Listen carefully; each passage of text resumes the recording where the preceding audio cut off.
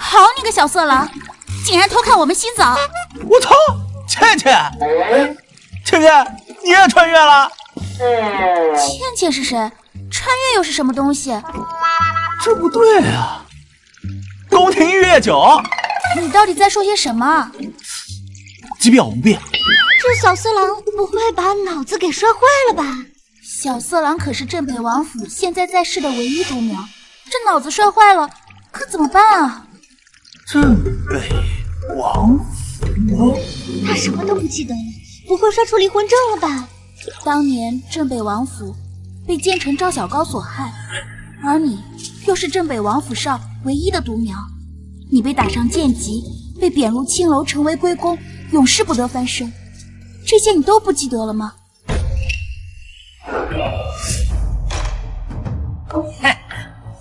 陛下，奸臣当道，国将复国，臣冤呐！臣冤呐！我操！上辈子生我所迫也就算了，没想到现在就连穿越了也要当永世的奴才。这个开姐姐在，姐姐这就去给你请医生。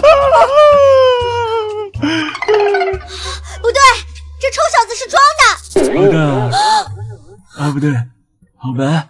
我不对，我的意思是我头好疼啊！我头疼啊！别信这小子的鬼话，把他吊起来，看他还敢不敢！别，都误会，都是误会！别追我了！别追了啊！对不起，救命啊！哎呀！别闹了，都别闹了！那个混蛋王公子又来要人了！什么？唉。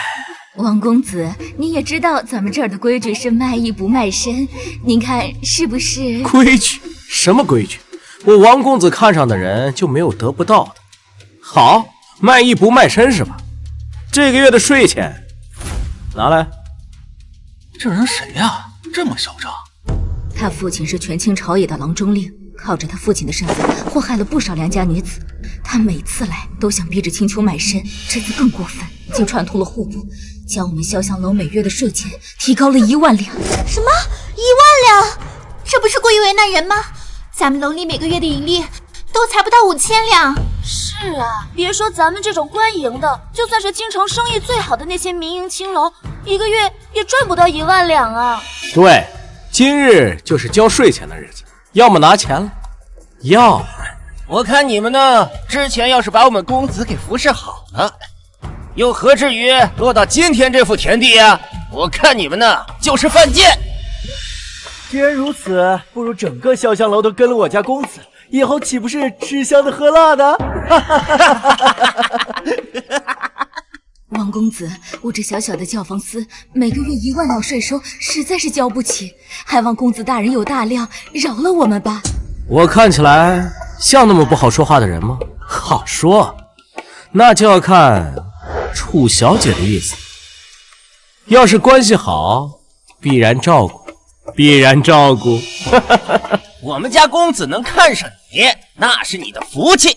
要是哪天我们家公子玩腻了，还能赏你一个妾室的身份。要知道，在整个京城有多少女子想攀咱们公子这个高枝儿，都没机会呢，对吧，公子？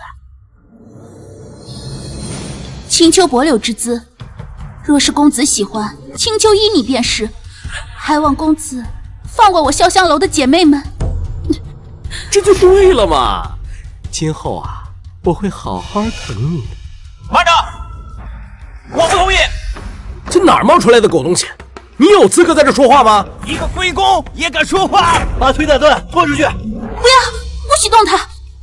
姐姐，这便是青丘的命了，命该如此，就随他去吧。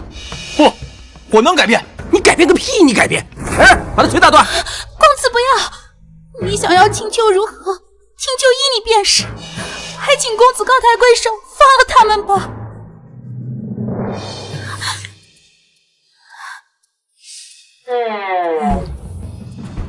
好，都听你的。听个屁呀！你个小白脸，此地乃是教坊司，隶属于礼部，设琴棋书画4手，不做皮肉生意，以风雅著称。若是你才华横溢，博得女子连人青睐，哪怕分文不取，也可共度良宵。王公子这般逼良为娼，难道不怕官府之罪吗？我治你奶奶个腿儿！我们家老爷可是官拜郎中令，谁敢治我家公子的罪啊？琴棋书画，勾栏听曲，笑话！你们这些倚栏卖笑、卑躬屈膝之辈，也配？知道什么是诗词歌赋吗？青楼就是青楼，窑子就是窑子，做你们该做的，伺候好男人，懂吗？虽身在红尘，却不敢折骨满身风骨。若是说到诗词才气，哪怕是我这个区区青楼打杂之人，也能胜过数十个似你这般的纨绔子弟。放肆！就连国子监的张继久和郭大人都对我家公子的才气赞不绝口，就凭你这贱奴，还敢和我家公子相提并论？大放厥词！切不可胡言乱语，快给王公子认错。王公子啊，你消消气，这小子从小就在我们潇湘楼，没念过什么书，哪里懂什么诗词歌赋啊？您啊，就大人有大量，别和他计较了。有意思啊！本公子当你是一个奴才，不跟你一般见识，三番五次的挑衅我是吧？来人，今日你死定了！哎呦喂，莫非堂堂世家公子还害怕我一个青楼奴才不成？笑话！本公子3岁便识得签字，5岁背诵古诗，7岁便熟读4书5经，到了8岁便出口成章，7步成诗。你不会真以为我连你这卑贱的奴才都不如吧？吹牛是不会，你非要自取其辱是吧？本公子就成全你。我们各自以酒作诗一首，要是你赢了，本公子转身就走，睡钱我也不要了，敢不敢？那若是公子胜了呢？要是我赢了，把他腿给我打断，丢进淮河里去喂鱼，潇湘楼就是我的了。公子霸气呀！叶晨不要答应他，我跟他走便是。既然王公子想玩，那我有何不敢？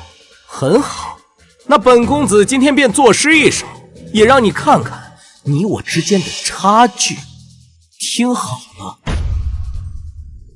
青梅煮酒宜浅酌，清风不邀花自来。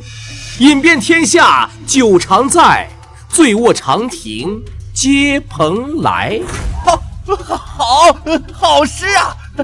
公子大才啊！真下完了，此诗对仗工整，可以称得上是名动天下的诗句。是啊，此前可从来没有听说过小色狼擅长诗词，这下可如何是好啊？金姨，快想想办法呀！难道真要小色狼命丧于此吗？小子，你有没有把握？如果不行，自朝廷对教坊司放任不管后，我就知道我们终究是青楼，终究是要迈出那一步的。不，金爷，你放心，只要是我叶晨在，就不会让教坊司变成真正的阿扎之地。若是这种狗屁不通的玩意儿也配叫做诗的话，我一炷香便可做出上万首来。你这个狗杂碎，竟敢如此辱我！今日你要是做不出比我好的诗来，我把你碎尸万段！让我来教教你，什么才叫诗词。听好了，你把疏狂图一醉，醉酒当歌，强乐还无味。衣带渐宽终不悔，为伊消得人憔悴。这小色狼竟真能做出诗来！金姨，小色狼做的诗如何？能不能赢啊？何止能赢啊，这简直就是绝句，千古绝句啊！耶，赢了，小色狼赢了！这小色狼何时变得如此厉害了？我与他日夜相处，为何一点也没发现？衣带渐宽终不悔，为伊消得人憔悴。小色狼竟是如此痴情之人。绝对不可能！你一个奴才，怎么能做出如此诗句来？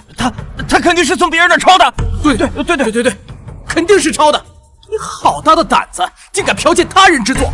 你别太过分了，哪有输了就说别人抄袭的道理？就是，没想到堂堂郎中令家的公子竟然输不起。不是抄的，那他怎么能做出如此诗句来？现在现场再做一首，若是还那么好，我现在就认输，如何？文章本天成，妙手偶得之。特别是这种千古奇诗，怎么可能会像大白菜一样一首接着一首？你不要太过分了。做不出来啊？做不出来的话，那就是抄的。按照我大夏律例，剽窃者死罪，你可认罪？如果有才华也是种罪的话，那我确实罪不可恕啊！你若真有如此才华，又怎会沦落这青楼啊？你还是洗干净脖子等死吧！只是一首诗罢了，便让你如此大惊小怪的。你7步便可成诗，而我只需袖口一吐，便是那数不尽的锦绣文章。小色狼，你干什么？你听好了，绿蚁新醅酒，红泥小火炉。晚来天欲雪，能饮一杯无。抽刀断水，水更流；举杯消愁，愁更愁。劝君更尽一杯酒，西出阳关无故人。这世上莫非真有生而知之的人？冰如朝露，去日永多，何以解忧？哈哈哈，唯有杜康。哈哈哈哈哈！好酒，好酒啊！古来圣贤皆寂寞，唯有饮者留其名。葡萄美酒夜光杯，欲饮琵琶马上催。醉卧沙场君莫笑，来征战几人回。倒尽一杯酒，杀人都市中。怎么可能？怎么可能每一首都是千古绝句？假的，一定是假的！对，假的。怎么样啊，王公子？刚才说的可不能不算数。那又怎样？你要为他出头吗？啊！我告诉你，今天花魁我决定了，潇湘楼依什么公子的？还要当着你的面玩死他！公子还是您会玩。你很会作诗吗？会作诗有个屁用啊！出来混要讲势力，要讲背景。你混哪边的？公子，莫非您忘记了，他就是一个青楼的龟公而已。原来是小瘪三儿。王公子是打算出尔反尔？是又如何啊？你能拿我怎样？我这些姐妹们都是些范氏官员的家眷，都是命苦之人。公子想要我，我依你便是。只求公子能放过我这些姐妹们。我知道你们这些人呐，都是从小锦衣玉食、高高在上的千金小姐，犯了事儿才沦落至青楼的嘛。要不是这样，本公子还不感兴趣呢。你们这几个贱婢啊，一个都别想跑。青秋姐，何必屈于这种人渣？不过是每个月1万两而已，只要每个月按时缴纳不就行？你知道吗？京城所有的青楼加起来一个月的营收也不过5万两，就是把你卖给京城那些有龙阳之好的老爷们，都交不起。叶晨，都这种时候了，你就别添乱了。是啊，叶弟弟，你的心意我们领了，但这事儿你真的帮不上忙。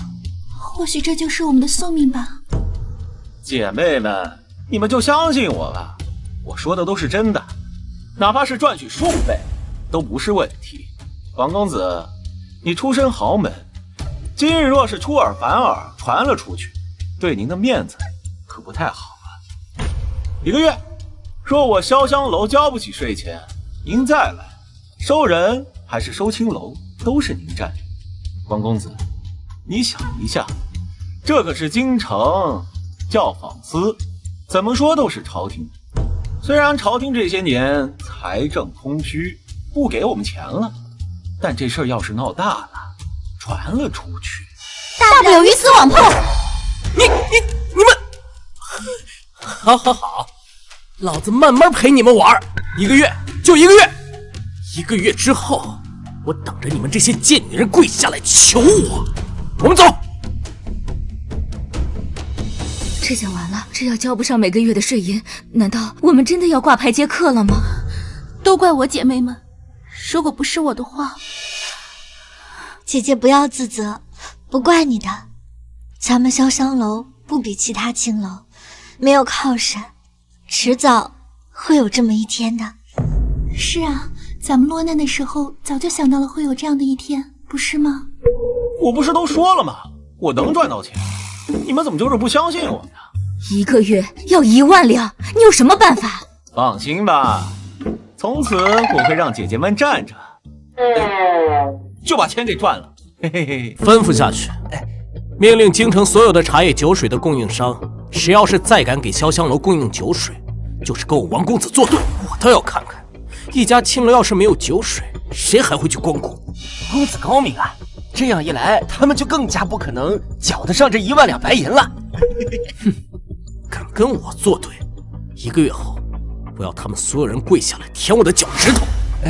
公子，我还没娶媳妇呢。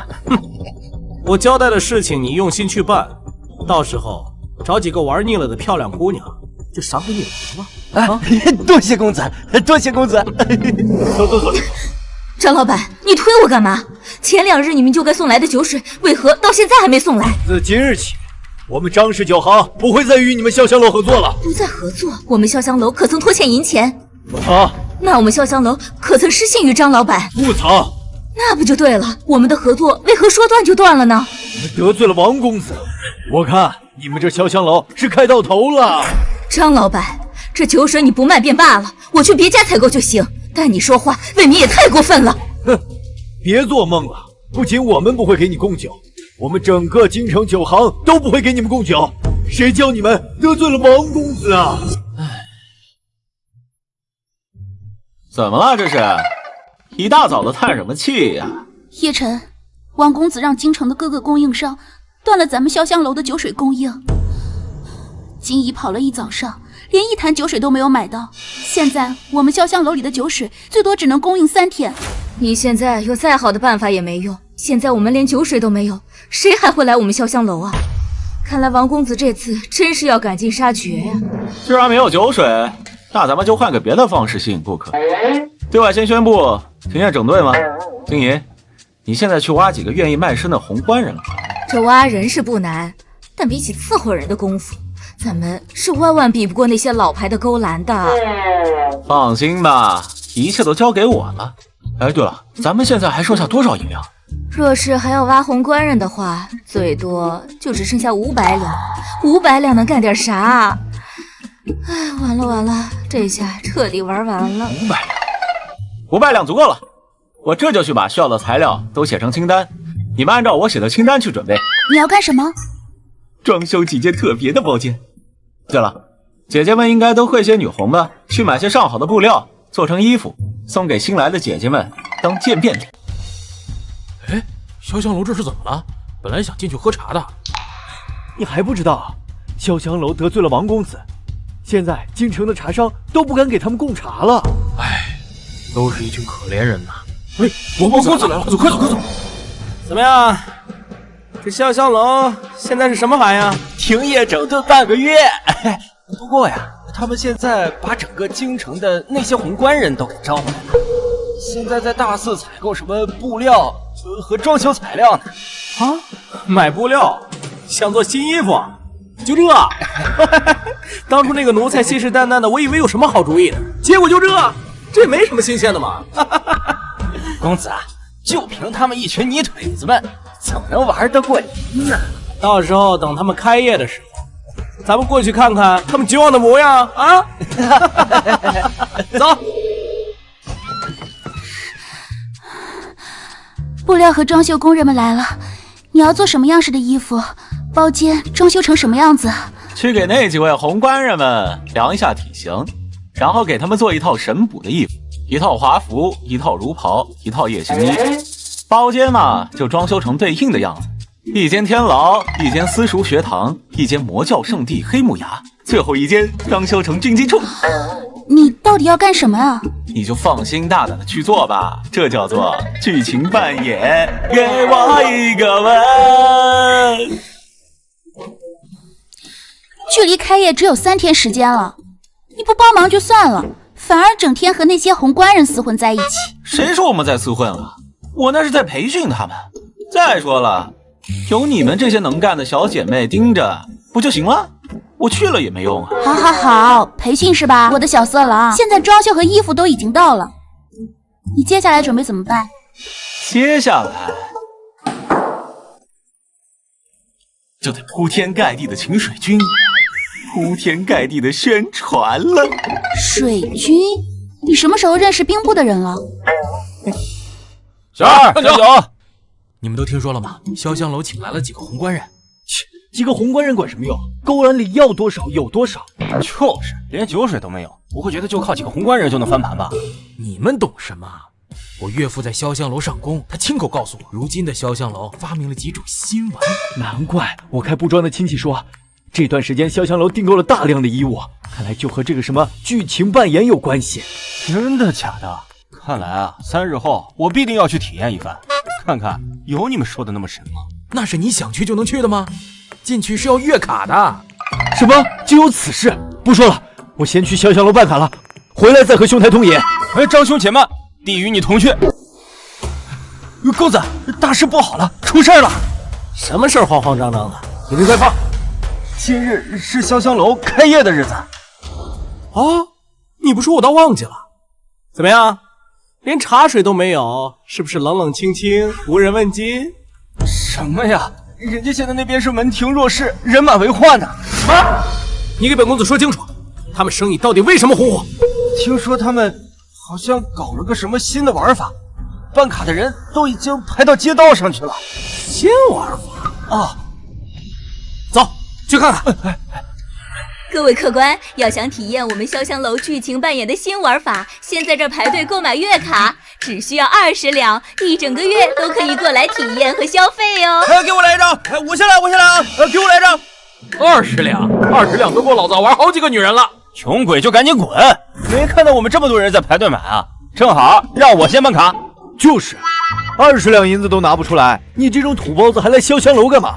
还是赶紧去你那破烂勾栏吧！快滚啊！你快滚吧！别耽误时间，小爷急着去和敌国女间谍大战一场呢。哎，兄台，不是我说你，女间谍有什么好的？不如和我去天牢，那可是侠肝义胆的6扇门女神补啊！不比女间谍有意思啊？哎，要我说呀，还是得去私塾，女夫子长得嘛。哎呀，这让老夫想起当年求学时的那段风花雪月呀，现在想来也是感慨万千呐。是急呀！前面的拍不拍？不拍滚开！别耽误时间。拍？怎么不拍？老子有的是钱。公子，他们好像在说什么女将军、女神补，还有女夫子，莫非这里面还有私塾？你去给我办张月卡来，我倒要看看这潇湘楼在搞什么鬼。你到底做了什么？为何这些人像疯魔了一般？好奇啊，自己去看看。昨日背诵《金瓶梅》都未完成，你们谁上来受罚？选我！学生天资愚钝，正需要夫子用力鞭策我。夫子，选我！学生天资愚钝，正需要夫子用力鞭策我。学堂之上禁止喧哗。学生知错了，老师惩罚我吧！这你选我，你们都别和我抢！圣女大人啊！在下对魔教早已心向往之，还请圣女大人吸取我的精气，榨干我的功力，换我魔教千秋万代一统江湖啊！你别选他，他就是馋你的身子。选我，我对魔教一片忠心，天地可见。选我！本姑娘乃是6扇门神补，奉皇命前来彻查采花贼一案。说，还有谁是你们的同伙？否则休怪本神补我不会说的，打死我，打死我呀！哎呦，你好大的胆子，竟敢假冒官府的人，动用私刑，你不想活了吗？不是，哥们儿，你咋这么入戏啊？戏？就是啊，要是被神父大人抓获的话，就可以。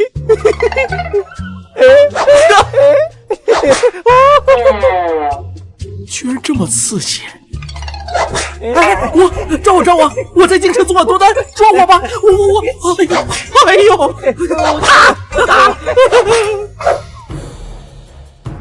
你这该死的帝国探子，你就死了这条心吧！无论你怎么虐待我，我都不会告诉你我大夏朝的机密的。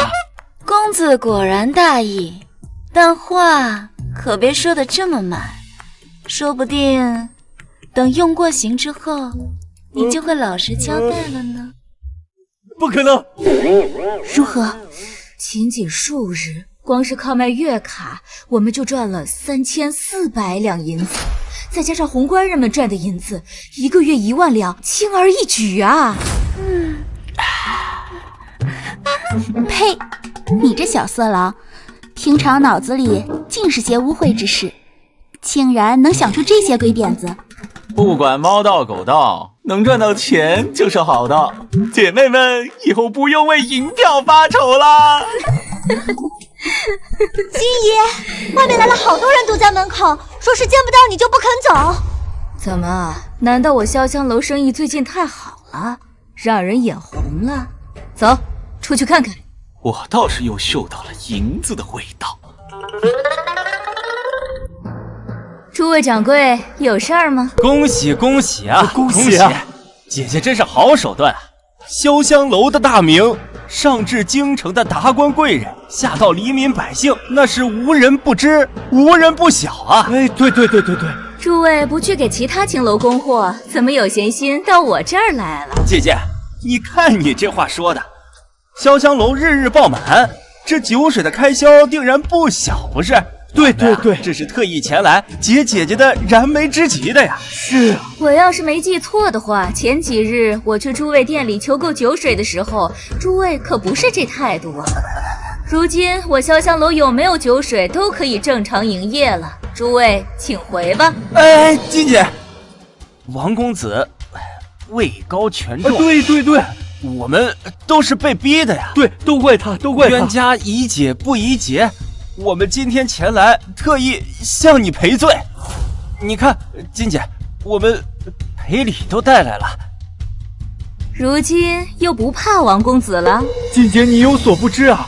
哎呀，如今京城除了你们潇湘楼之外，其他青楼都是冷冷清清，每天连几个客人都没有，酒水根本卖不出去啊！现在酒水卖不出去了，就想到我们了。想要我们帮你们，也不是不行。从今日起，你们卖给我们酒水啊，要比往常便宜8成。另外，你们必须和我们潇湘楼签订一份独家协议。价格不是问题，只是这个独家协议是什么？这所谓的独家协议啊，就是从今往后，你们所有人的酒水都只能卖给我们一家青楼。什么？他把京城所有的酒水都垄断了，就凭他能吃得下？听说他把潇湘楼的地契都拿出来抵押了，还整了个什么分期付款，如果还不上钱的话，那个潇湘楼啊，就是那些酒商们的了。你腿子就是你腿子，走，咱们去把他和酒商签订的契约买过来，以后这潇湘楼就是本公子的了。走，走，公子。什么？用整个潇湘楼做抵押，垄断京城全部的酒水？你到底知不知道整个京城的酒水是多么庞大的数量啊？咱们潇湘楼怎么可能吃得下？你这次真的是太冲动了，如今只能想想办法，怎么让那些酒商们同意取消这契约了。哎，别啊！这才哪到哪儿啊？就这么点酒水，我到时候还嫌不够用呢。不够用？就凭你们小小的潇湘楼？哼！你们看这是什么啊？潇湘楼的地契怎么会在你手里？当然是我从各大酒商手上买来的。等你们一旦还不上钱，这潇湘楼可就是我的了。完了，这下全完了！我潇湘楼好不容易有点起色，没想到都回这酒水上了。叶晨，王公子不会善罢甘休的。要不我去求那些酒商多赔点钱给他们，让他们取消契约吧。放心吧，就这么点酒水，还真不一定够呢。真正赚钱且不可复制的玩意儿，我还没拿出来呢。到时候咱们日进斗金都算少的。叶晨，你就别卖关子了，你就说吧，到底什么意思？我要举办一个诗酒会。诗酒会？那不是读书人弄的事情吗？我们这可是青楼，我们也可以吗？何止是可以啊！只有举办诗酒会，成为天下才子心中的清流之地，才能彻底改变大家对青楼的固有印象。可是那些读书人谁不是心高气傲、风骨卓绝？他们会屈尊赴会吗？我们大夏本就文学气息重，多出名人大家。别的不说，就说我们潇湘楼琴棋书画四位姐姐，就以风雅著称，冠绝京城。再说了，只有才学才能彻底折服这些读书人，而恰巧全天下最有才学的人就在我们潇湘楼。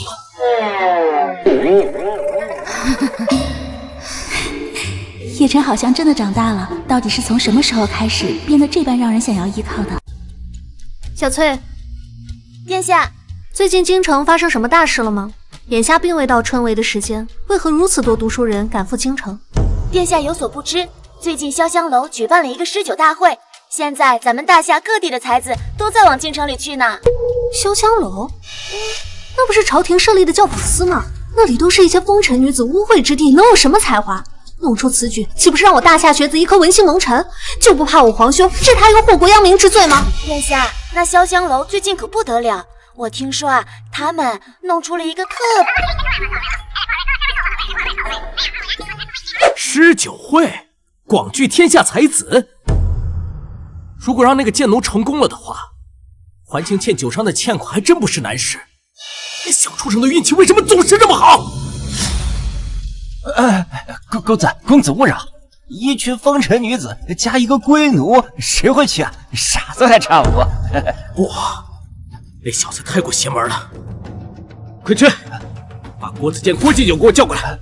公子高明啊，我这就去啊。你把书狂徒一醉，对酒当歌，强乐还无味。衣带渐宽终不悔，为伊消得人憔悴。这是千古绝句啊！此诗当真是潇湘楼所作？作此诗之人如此才华，为何不入朝为官，为国效力？殿下，这诗篇可还不止这一首呢，据说还有10首比此诗更字字珠玉、荡气回肠的诗篇呢。到时候都会挂在诗酒会上展示出来。小翠，准备准备。我倒是要去会会做出此诗之人是何方神圣。今天就是潇湘楼诗酒会举办的日子了，郭祭酒怎么说？郭祭酒让我告诉公子您放心，有他在，潇湘楼那些跳楼小丑啊，分不起什么了。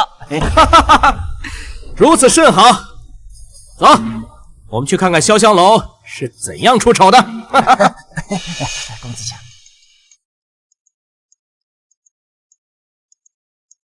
我愿出钱购买资格。我也出钱，这灯谜难度太大了，实在难以回答上来呀。灯谜？是啊，这潇湘楼的诗会也是有门槛的，不是人人都能进的。你看到这架子上的灯谜了吗？要么就答对一道灯谜，要么就花30两银子购买资格。在下才疏学浅，实在是想不出答案，还是花些银钱吧。千万根线细又长，上下能把天地量。地有多厚，天有多高，小小丝线他知道。能把天地丈量，有知天高地厚，世界上真的有这样的丝线吗？难怪此地这么多一筹莫展的学子，这灯谜不简单呢。什么东西用手抓不住，用脚踩不穿，用刀砍不烂，用桨划不开？这怎么可能啊？莫非是出题之人故作玄虚？世界上怎么可能有这样的东西？真是可笑至极！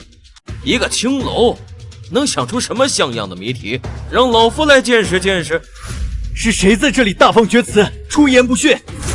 兄台不是京都人是吧？他是国子监的郭祭酒，你不想活了呀？什么？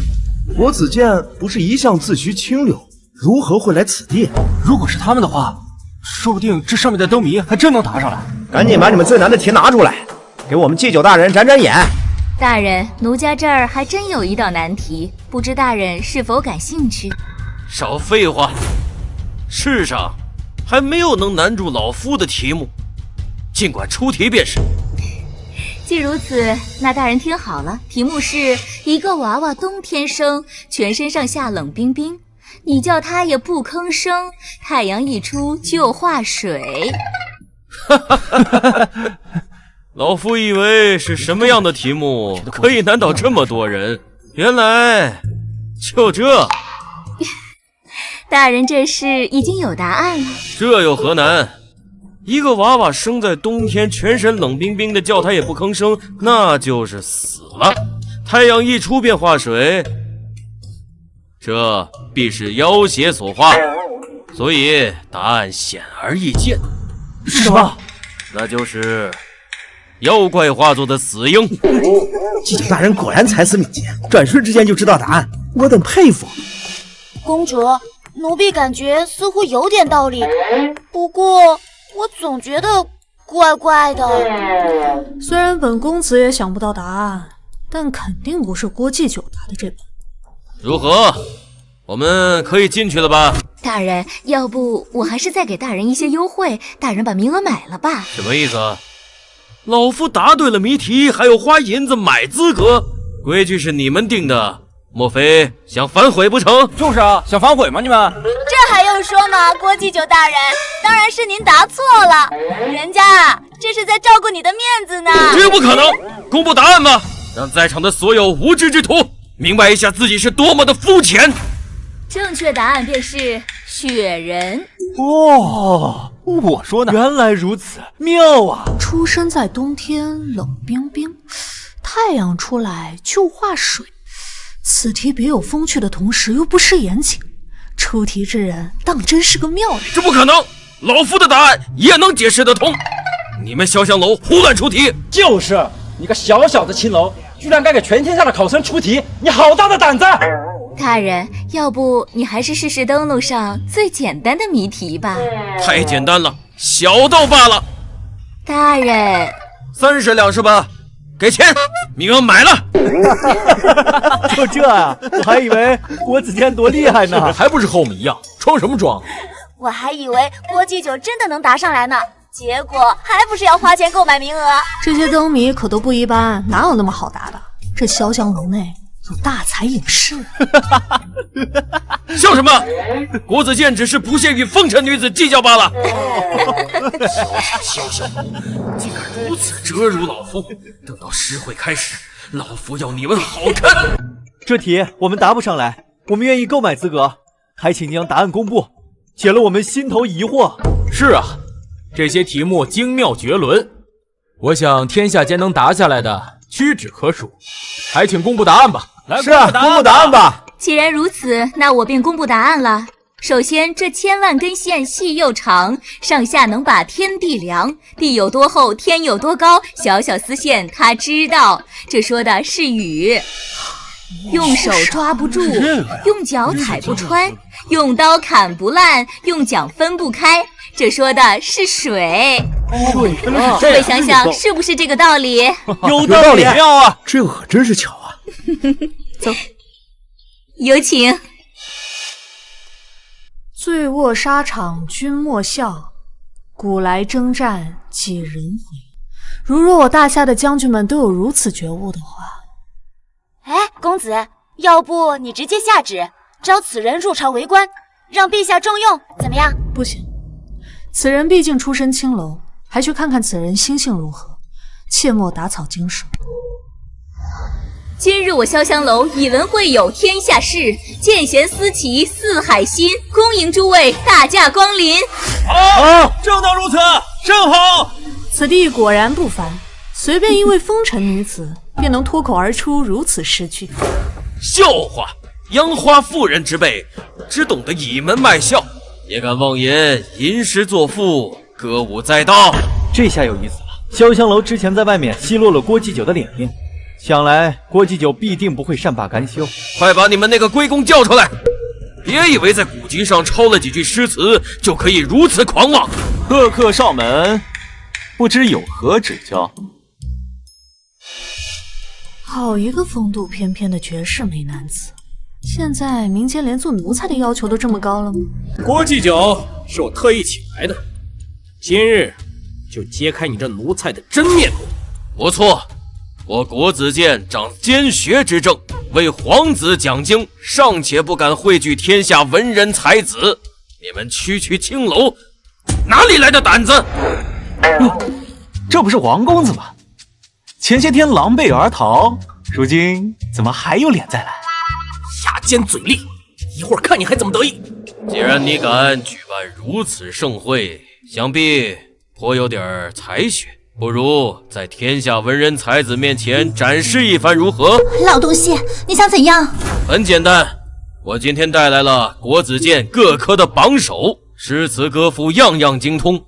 你们潇湘楼与我们国子监弟子比试一番，如果输了，我看这可笑的诗会也不用再办下去了。潇湘楼的清官人们的才华天下罕见，但和国子监比起来，那还是差了一筹的。是啊，看来今日之后，潇湘楼要名誉扫地了，可惜了。殿下，你觉得潇湘楼有胜算吗？自我大夏皇帝建立国子监以来，至今已有数百年。虽然这些年在郭祭酒的带领下，学子们醉心拳术，但数百年的底蕴还是不容小觑。除非什么？除非那些诗句并不是他抄的。可是这样胜算依旧不大。文章本天成，妙手偶得志，又有谁能随随便便做出如此佳作？怎么样？要是你怕了的话，现在就从我裤裆钻过去，再把那些花魁送到我府上，我就原谅你了。今日既是诗会，互相交流探讨，自然不无不可。但若是你输了的话，别认我这里的姑娘做义母如何？算你小子！你说什么？难道他真的才华横溢，满腹经纶吗？祭酒大人，这不妥吧？若是让天下人知道我认了一个风尘女子做义母，我还怎么混呢？难道你觉得老师会输不成？好一个大胆狂徒！老夫答应了，这第一轮我们就比试银联。银联？比试银联？没想到郭祭酒竟然连脸皮都不要。殿下，这比试银联难道有什么不对吗？郭祭酒此人早年间便是靠着银联闻名天下，若是让此人著书立传，他倒是一般；但若是光比银联这一项的话，恐怕天下间没人是他的对手。银联就是对对子，你到底懂不懂上下5000年的底蕴？既然如此，那便来吧。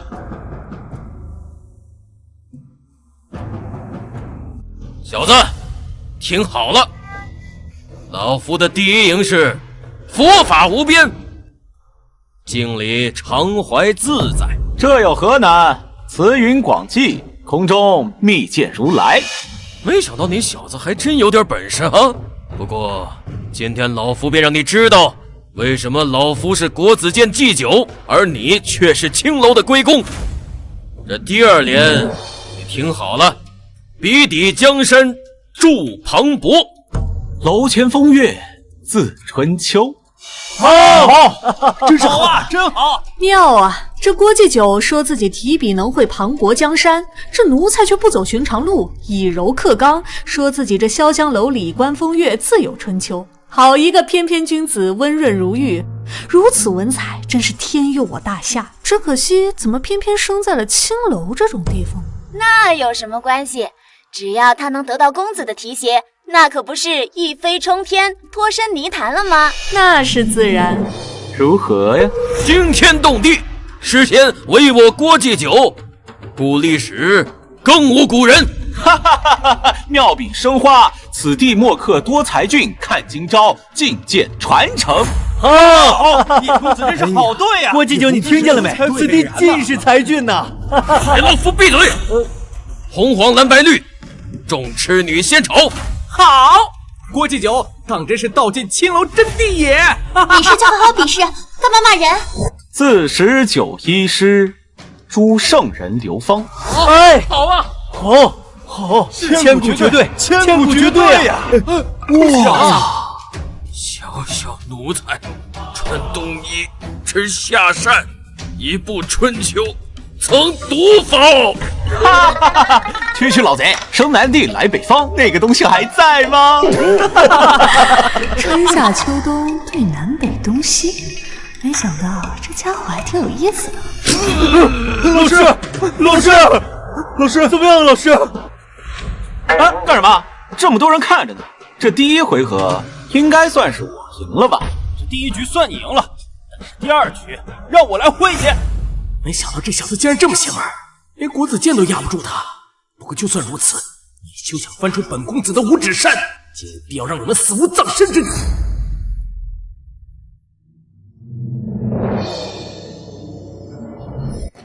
算你赢一局，第二局我来比。哦，你想比什么呀？这不是？兄台莫非认识此人？不错，此人是有名的音律大家，素有当代乐圣之称。据说有一次他在林中抚琴，琴弦波动，便惊起林中万鸟在他头顶盘旋，倾听天籁之音。如此说来，潇湘楼岂不是必败无疑？唉，毫无胜算，毫无胜算。小女子新学一曲，请诸君静听。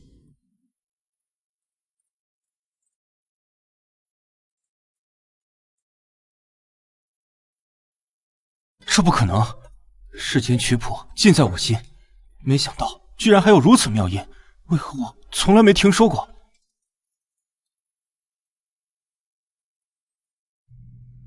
这首曲子究竟是何人所作？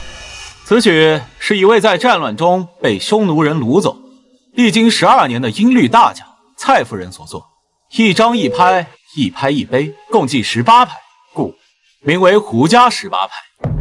此曲委婉悲伤，撕裂肝肠，想必那时蔡夫人定是悲痛到了极致，才能做出如此痛苦的音律。公子能听懂此曲中蔡夫人的哀鸣，想必也是一位用情至深之人。潇湘楼日后将会举办评书，其中便会有蔡夫人的故事。诸位若是感兴趣的话，欢迎捧场。如何？此曲可还入公子耳？唉，惭愧啊！在此曲面前，在下自惭形秽，我认输了。你怎么能认输呢？那我岂不是真要认一个风尘女子当义母了？区青楼也就会些许诗词小道不入流的玩意儿罢了。这下糟了，这潇湘楼恐怕要败了。为何？这潇湘楼不是已经连胜2场了吗？此人毫无才学，性情疏狂，却能言善辩，仅凭着一条3寸不烂之舌，深受先帝喜爱。凡有官员对先帝谏言者，均被其引经据典，辩驳得无可自主。也就是古代版的瓦盘子和键盘侠呗。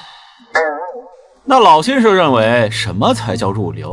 讨论天下大事，辩论国策，才是读书人真正该做的事情。那你我便辩论辩论，看看老先生究竟有何治国妙策。我乃先帝身边重臣，我身边来往的都是国之重臣。你区一个奴才和我讨论国事，你配吗？厉害，开口便是先声夺人，以势压人。老先生此言，小女子地位卑贱，自是不敢与其辩驳。但叶晨与我等不同，他自小沦落此地，从未接触过肮脏污秽之事，不容老先生辩驳。不敢面对老夫，居然让一个女子出来替你说话，呵呵。一双玉臂千人枕，半点朱唇万人尝。你这等下贱之人，也敢在老夫面前聒噪，还不滚下去！意外断桥边，寂寞开无主。已是黄昏独自愁，更着风和雨。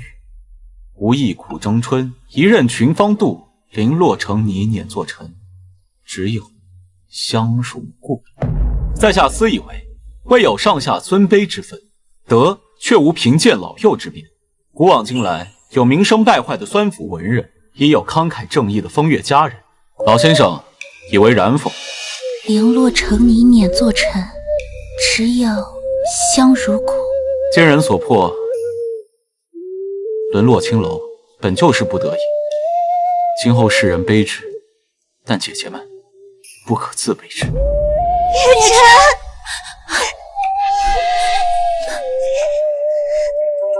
我在。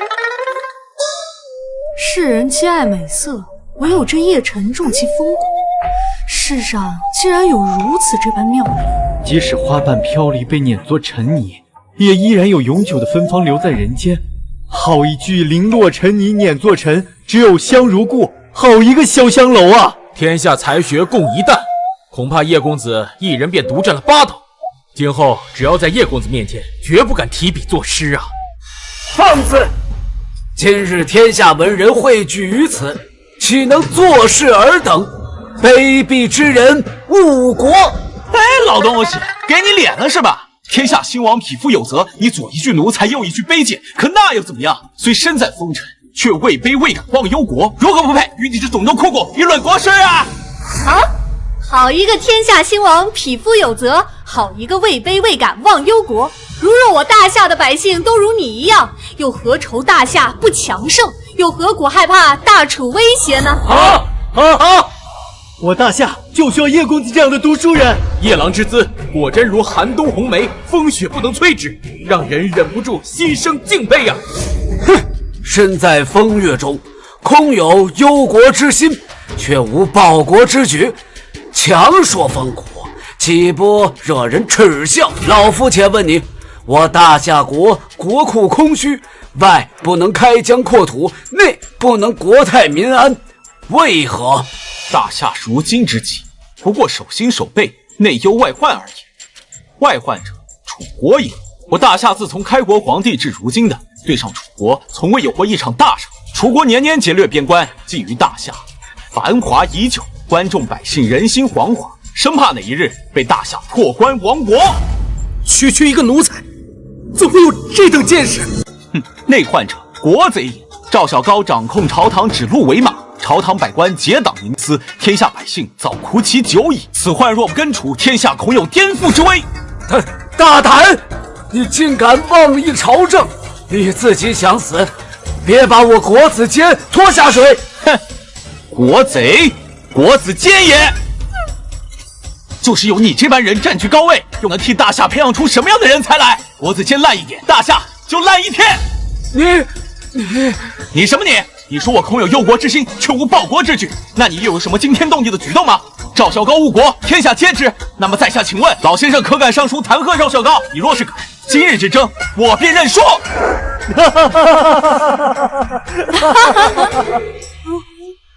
公子，我怎么有些看不懂啊？赵小高那个狗东西把控朝堂，只手遮天，此事人尽皆知，但却无一人敢弹劾他。因为凡是这样做过的人，最终都没落得个好下场，这是绝杀呀！我虽不敢，你又岂敢？呵呵，在下有何不敢？原来叶公子早就准备好弹劾书了，这才是真正的不惧生死、忧国忧民啊！请受在下一拜。先生，快！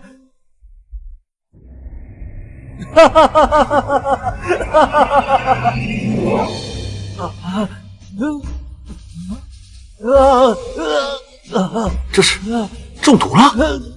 看你死不死！酒里有毒！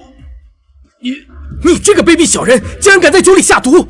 你想把我们大夏的学子一网打尽吗？你是楚国的奸细是吧？叶公子，此事可是真的？你今日必须得给我们个说法！大家稍安勿躁，此事之中一定有所误会。等事情调查清楚，我肯定给大家个解释。哼，解释？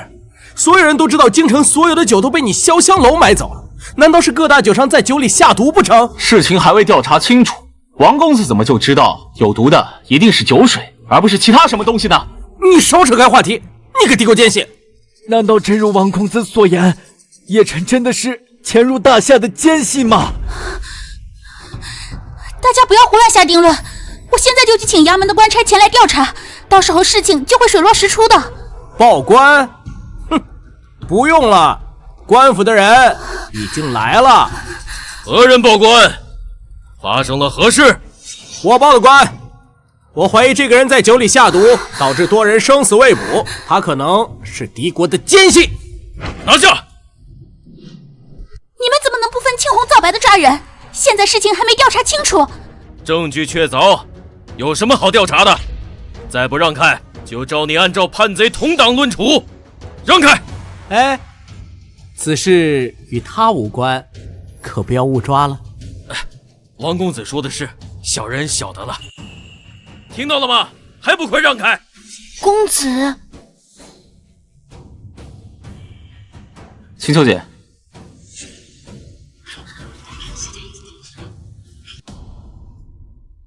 给你带走，带走。敢和我作对，今日定要让你死无葬身之地。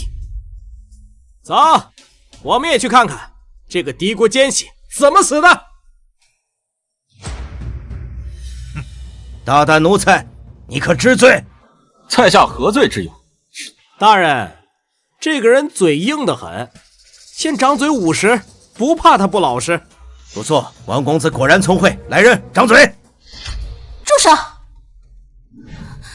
大人，叶晨从小在潇湘楼长大，从未离开潇湘楼半步。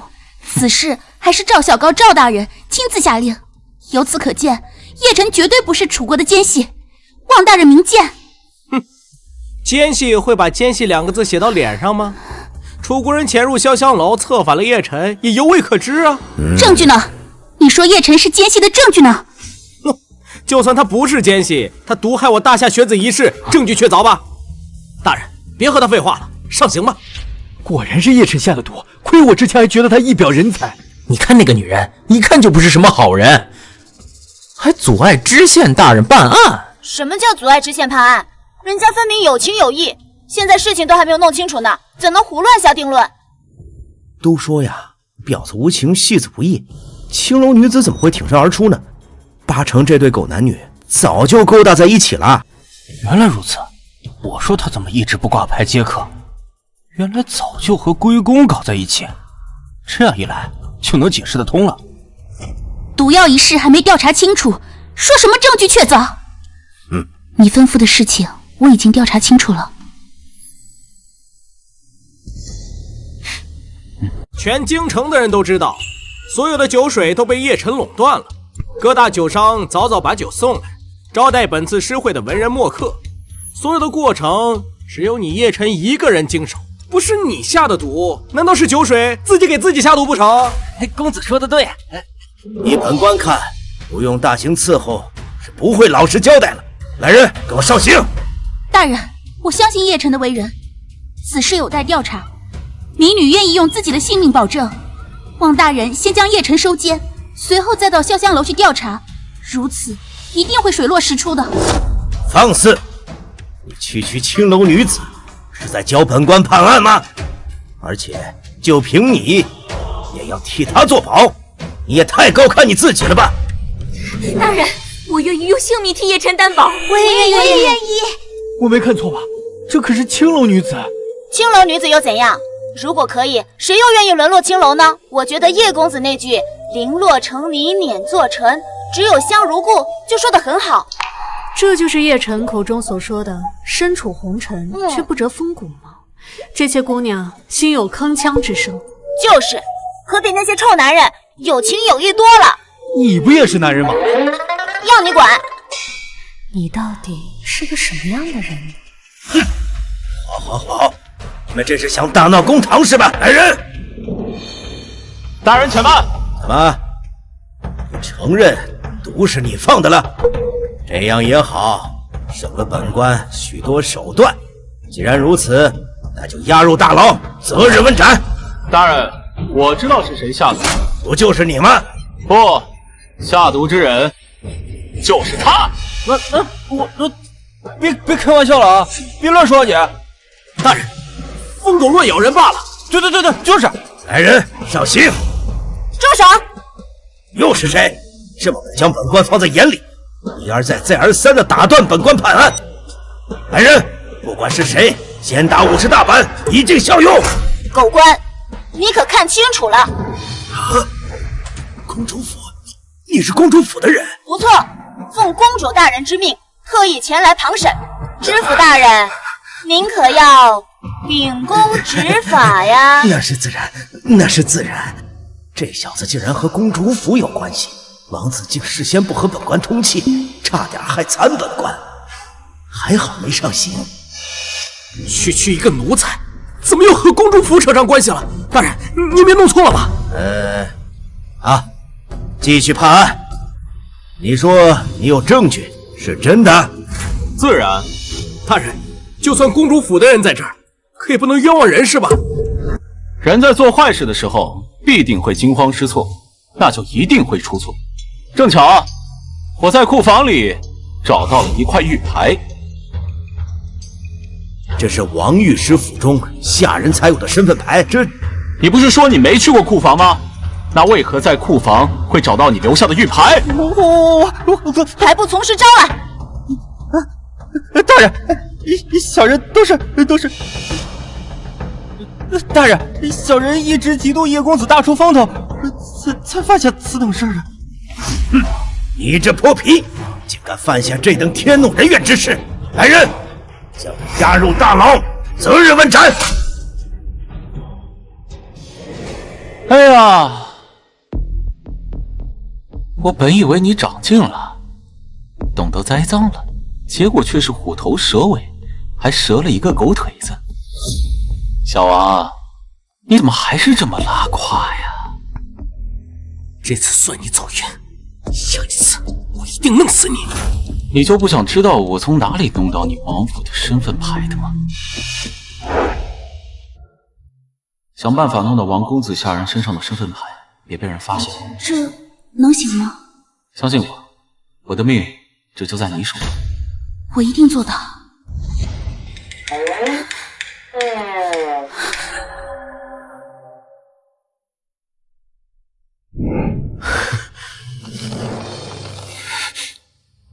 庸人在朝堂，大贤在民间。来，叶公子，我敬你一杯。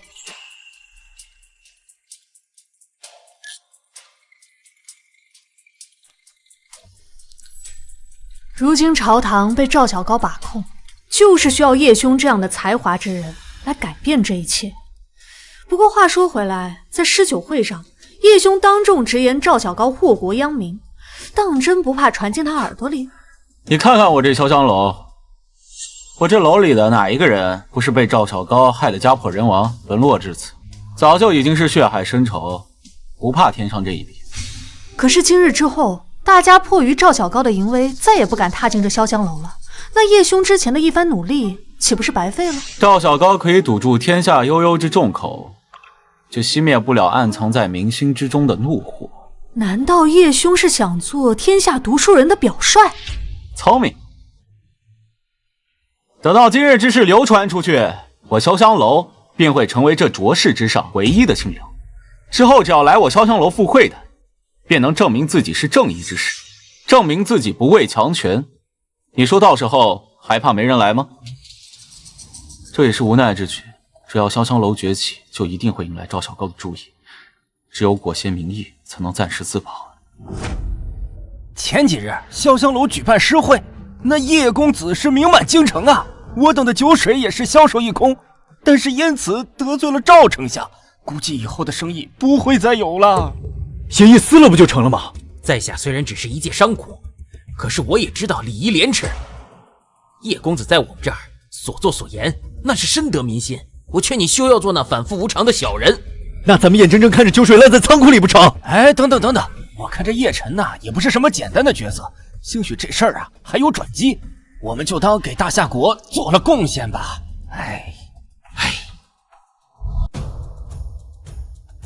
这就是最近名满京城的潇湘楼吗？怎么生意如此惨淡啊？听说潇湘楼内出了一个100年难得的大贤，当众将丞相赵小高贬为国贼，如今众人都怕，受到牵连。哦，世上居然还有如此贤才。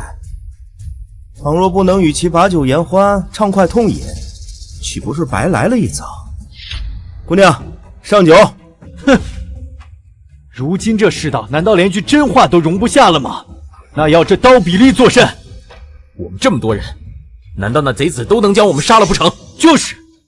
哼，那贼人敢做，难道还怕人说吗？走，进去喝酒去。走。公子大才，果然不出你所料，这把火已经被你点燃了。恐怕今后这京城之中文人雅客的汇聚之所，除了潇湘楼，别无他处呀。不是我说你在我这儿待了好几日了，还不走，真赖我这儿了是不是？没人来的时候，可是我一直在你这消费的。你们潇湘楼就是这样对待客人的吗？可问题是你在我这儿待了好几日了，一个姑娘都不曾点过，你算哪门子客人？你这潇湘楼以后日日人满为患，成句日进斗金也不为过，怎么还惦记着我兜里这几两碎银？我说你女扮男装来这儿，到底想干嘛就直说吧。你都发现了？我这里可是青楼，以各位姐姐们的眼力，是男是女，难道还分不清吗？你卑鄙，你无耻，你臭流氓！你有话直说，别绕弯子。本姑娘就是看中了你的才华，我家在朝中还是有点实力的。看你这大好儿男，甘心屈尊在这青楼里面，怎么样？不如跟着本姑娘成就一番大事业，如何？你以为我想做永世奴才吗？那不是没办法吗？当年赵小高亲自下令，就连当今陛下都不能从赵小高手中把我赎走，何况是你？哦，那行，只要你能把我的身赎了，我就跟你走。此言当真？当真。如果你有那个本事的话。赎身有个什么本事？不是出得起银两就够了吗？教坊司隶属朝廷，关系不够硬的话，轻易不让赎身。考验，这一定是叶兄对我的考验。叶公子放心，我家还是有点实力的。别说你这一个打杂的了，就连花魁不行，花魁不行，男儿可不能被女色腐蚀。那你加油啊！我看好你哦。什么狗屁王公子，其父不过是个郎中令赵小高手底下的一条恶犬罢了，他都能有自信给花魁赎身。本公主千金之躯，难道不就是一句话的事儿？正好让叶公子看看本公主的本事。叶公子放心，我这就去把这件事办了，放心便是。这天下间，如果我办不成此事的话，就没有人能办得成了。唉，傻嘛。爹，你可要替我做主啊！那个奴才，他害我认了风尘女子做义母，还有从小跟我一起长到大的狗蛋儿也被他害了。现在全京城的王公子弟都在笑话孩儿啊！就是啊，老爷，公子也不过就是去玩了个花魁，那龟公他就百般阻挠。再这样下去的话，您的名誉、您的声誉在哪儿了？就没了。好，很好，好一个潇湘楼，竟敢如此羞辱老夫！你们起来吧，下去。此事你们就不要再插手了，我自己亲自处理。到时候我会将那龟公的双腿打断，带回家来让你泄愤。爹，你到时候下手可别太重，你别把他整死了，到时候我要好好折磨他。放心吧，爹一定会让你满意的。谢谢爹。他真的在众人面前将赵小高贬为国贼，他真的有那般才华，只多不少。如此大才，你就哦一声，愣着干啥？下令啊，让礼部放人，给他高官厚禄。办不到。你放狗屁！你堂堂一国之君，你办不到？这是真办不到啊！他是镇北王的独子，想当年赵小高蛊惑先帝，诬陷镇北王，镇北王被满门抄斩，这个叶晨却活了下来。可他被打上剑籍，成为永世奴才，想要把叶晨赎出来，恐怕得赵小高点头啊。难怪他有如此才学。不过此事一点回旋的余地都没有了吗？就连皇兄你都不行？哎，那叶晨的卖身契在人赵小高手里，况且整个京城的兵权他都掌握着。你说，他赵小高会听你皇兄我的吗？那怎么办？你这样，你先隐藏身份，多接触接触他。隐藏身份，问个计，再回来，告诉本王，这不就行了吗？啊，我堂堂大夏一国公主，要主动接触他。还要隐藏身份。对喽，还得哄着他。我不成跪地要饭的了吗？国家大事你怎么能说成要饭的呢？问个计不丢人？丢人，很丢人。我区一国公主没丢过这样的人。那要不朕给你下一道旨，让他做驸马，这样就不丢人了。叶晨，你怎么又来了？哎呀，怎么了嘛？就算我不点姑娘，消费些酒水，听听小曲儿也总行吧？哪有把客人往外赶的道理？行，这件事情我就不提了。替我赎身的事情办得怎么样了？这个叶公子的身份比较特殊，我也是无能为力了。我还是喜欢某些人呐，前些日子信誓旦旦、目空一切的样子。嬛嬛，你说放跟嬛嬛干啥？死无关系重大，快点放下。关系重大怎么了？碰了不能碰啊！就算我不能帮叶公子脱身这泥潭，但是在这京城之中，我也是有一些力量的。有我罩着你，什么李公子、王公子都是些狗屁！哼，我保你在这京城之中横行无忌。你把它给我吃了。啥？怎么了？不会这么小气吧？算了吧，你还真不能罩得住。瞧不起我？是不是瞧不起我？这个事情真的是有点意外。你相信我，叶公子，你再相信我一次。你听我一句劝，这里面水很深，你还年轻，真的罩不住啊。叶公子放心，我把握得住。你真的把握不住。魏公何在？速来宁死！真是磕碜的来枕头，等他走投无路的时候，本公主再出面解决，不就能让这小子相信我能罩得住他了吗？也让他知道本公主的重要性。哎呀，叶公子，这上门的恶客好像是来找你的，有点来者不善呀。官人请息怒，我是这儿的老板，敢问是哪位小厮得罪了官人您呢？你算个什么东西，也配在本官面前聒噪？那个龟公要是再躲着不出来，本官就把这所有的人全抓了，带回天牢。君爷，你没事吧？我没事，他们还是冲着你来的，你要小心啊。知道了，你先上去休息吧。你就是羞辱无儿的那个龟公，你就是王御史，果然犬子没虎父啊！儿子废物，当爹的也没好到哪儿去。果然是牙尖嘴利。不过等会儿把你满嘴的牙齿一颗一颗拔下来之后，我看你还能不能说出这些话来。来人，把他腿打断，押回大牢慢慢炮制。是。慢着，你还有何话说？不知我犯了何罪？御史大人竟然调动衙役，在这京城里，我说谁有罪，没罪也得有罪。哦，这可是天子脚下，御史大人难道不怕被治罪？当真就如此无法无天吗？治罪？笑话！如今在这大夏国，本官已经位极人臣，还有谁敢治本官的罪？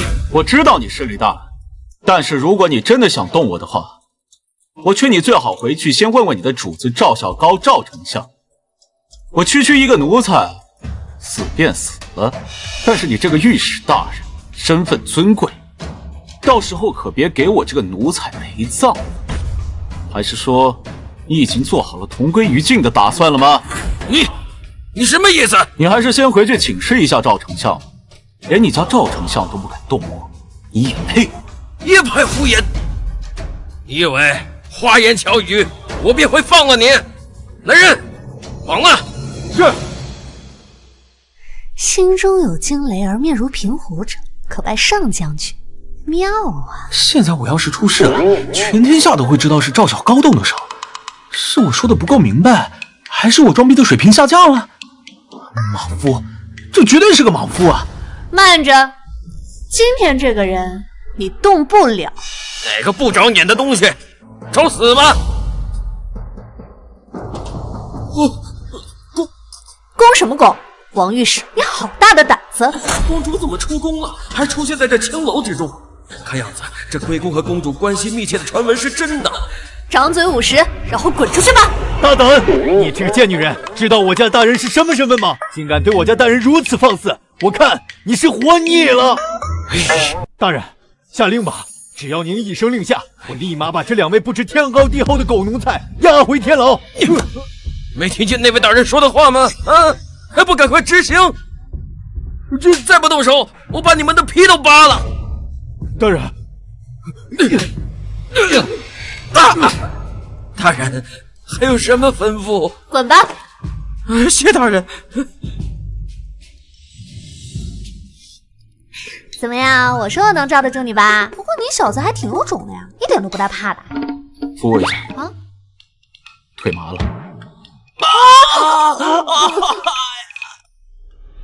哼，混账！谁让你去找那个奴才麻烦的？啊！大人恕罪，实在是犬嘴受辱，下官一时气不过，我才……哼！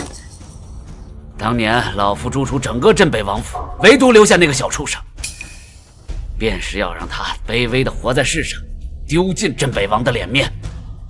没想到他竟然还有这种手段，如今更是牵扯到了公主。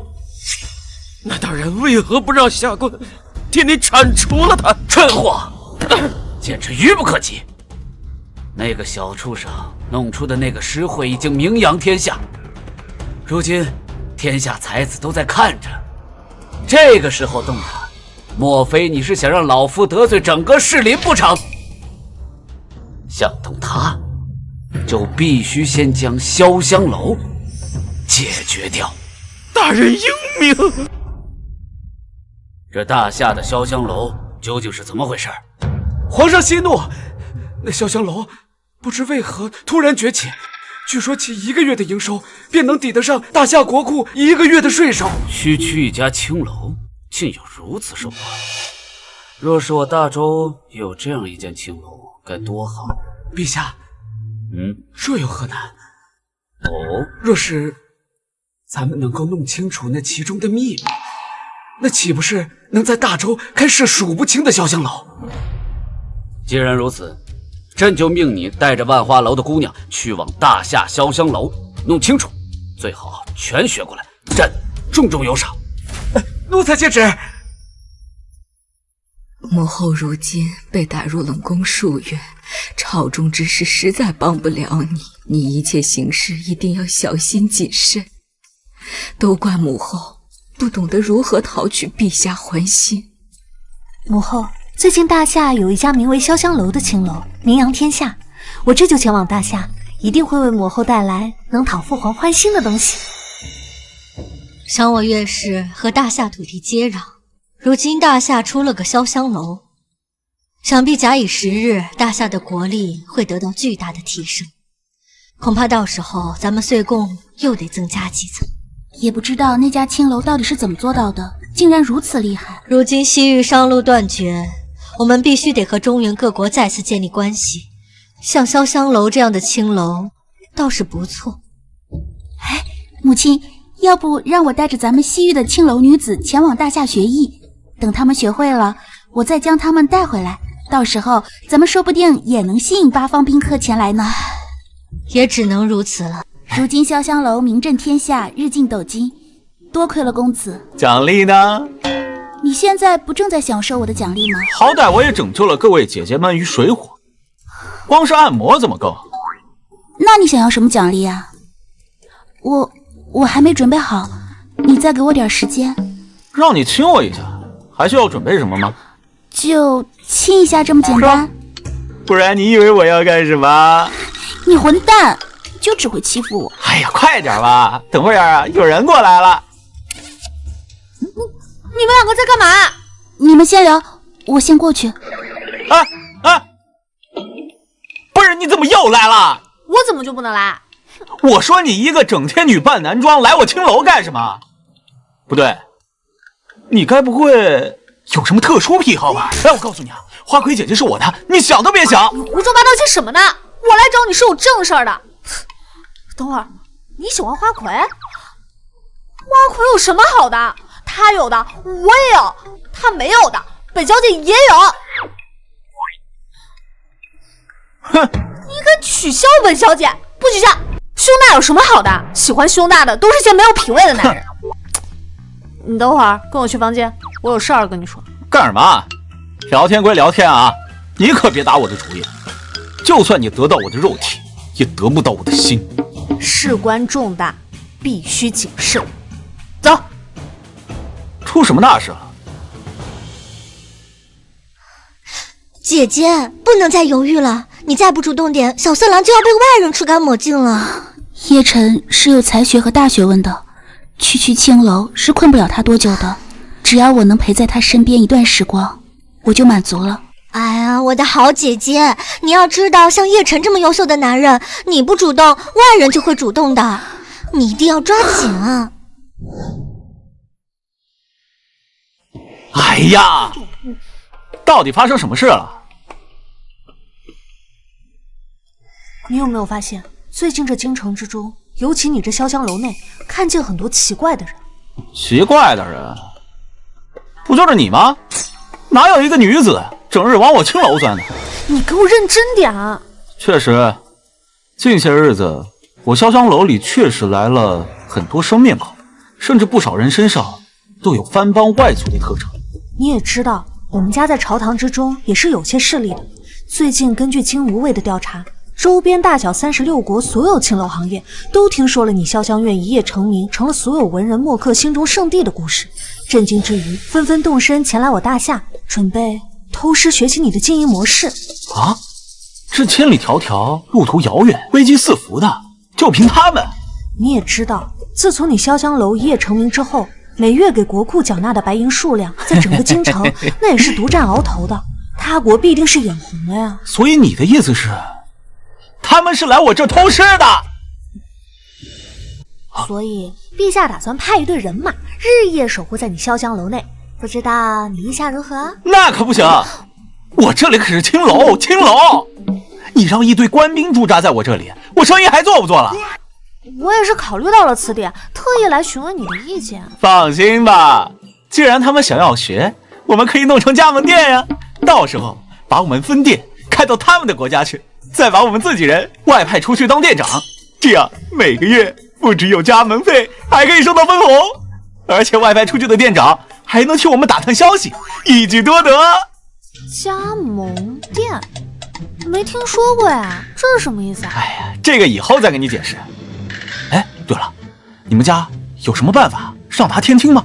应该也许差不多吧。哦，如此甚好，机不可失。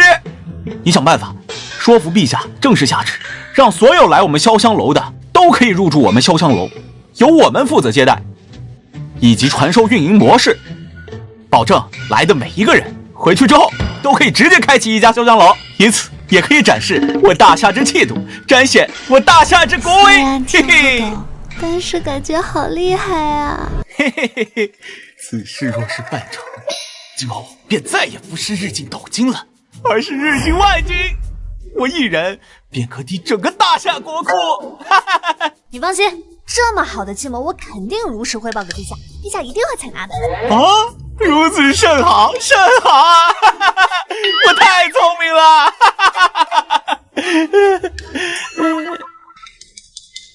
怎么了？你还有什么事情吗？莹儿啊，你切记，叶晨此人不但有笔落惊风雨、师承气鬼神之才，更有惊天伟地的治国能力。此等人才，如若你真的喜欢他，出手便必须果断，一举便得敲定乾坤。敲定乾坤。你在嘟囔些什么呀？干什么？不要！我会叫的。你叫啊，你叫啊！你叫的越大声，我就越兴奋。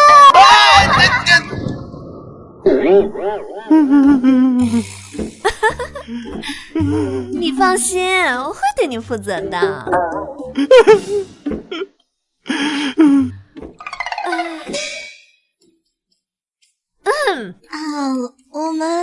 我们来看月亮的。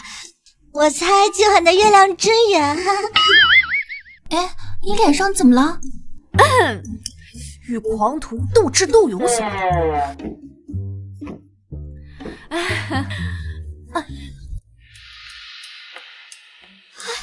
完了，这下全完了，真被那姑娘给得逞了。人家是正儿八经的良家女子，我能怎么办？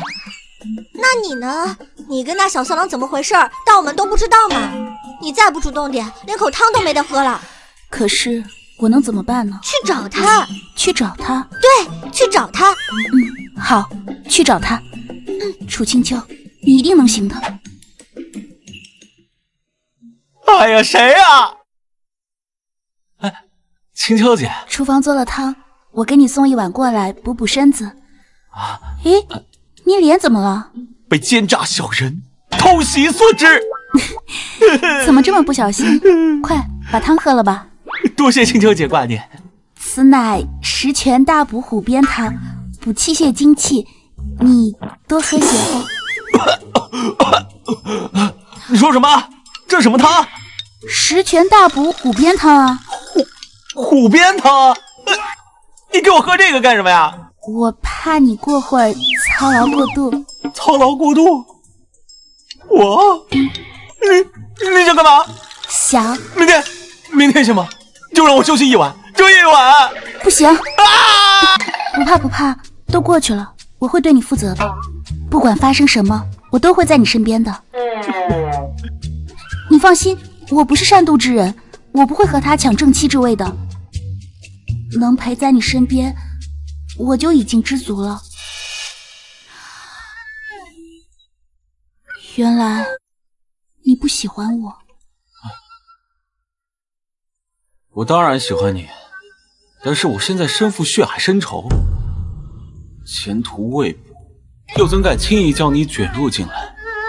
我答应你，等一切尘埃落定，我们就成婚，好不好？那他呢？那个，如果我说我和他之间只是一场意外的话，你信不信？真的，你要相信我，我从来不骗你的。暂且相信你。小色狼昨晚表现得不错，值得奖励。没了，一滴都没有了，真的要被榨干了！救命啊！最近，周边36国的青楼都派人前来偷师，诸位爱卿有何良策呀？禀陛下，关于潇湘楼，臣亦有耳闻，臣建议立刻派出禁务卫，将这些卑鄙小人当场斩杀，以震慑诸国。臣等附议。既然如此，那便皇兄且慢。我认为应该让这些前来偷师之人直接前去潇湘楼，由潇湘楼进行统一收费培训，最终各国青楼以加盟商的身份各回各家，由潇湘楼安排一名员工担任店长。这些加盟店的装修、选址、招聘，通通都由店长来决定。如此一来，不单彰显我们大国气度，更能为我国国库增加更多税收。公主此计甚妙，等潇湘楼产业遍布天下之时，天下青楼产业必然由我大夏为尊，潇湘楼岂不成了青楼产业中的王者？这足以载入史册呀！好处还不单单如此啊！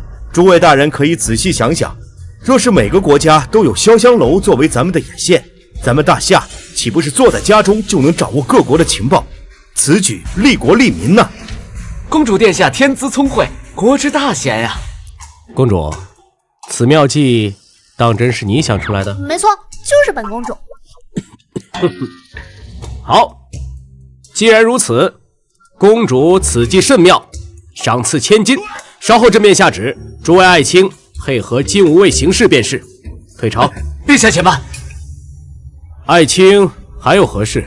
莫非觉得公主的计策有何不妥之处吗？非也，公主此计天衣无缝，只是下官觉得潇湘楼不配代表我大夏接待各国，此计当由老臣麾下的青楼执行。陛下，臣以为丞相所言甚是，还请陛下慎重考虑。潇湘楼也配，还请陛下慎重考虑。还请陛下慎重考虑。好，好，好！滚滚诸公对大夏国还真是忠心耿耿啊！好一个大夏国的丞相！你们还有人听朕的吗？臣的眼中只有大夏。传令，1月为期限，1月内哪家青楼营业额最多，就派哪家青楼代表大夏接待诸国。退朝。恭喜恭喜！赵丞相高瞻远瞩，开个青楼也能名留青史，实在是令我等佩服啊！感谢诸位大人，等到老夫麾下青楼当选之后，诸位大人一定前去捧场啊！一定一切花销包在老夫身上，整个京城都在老夫掌控之中。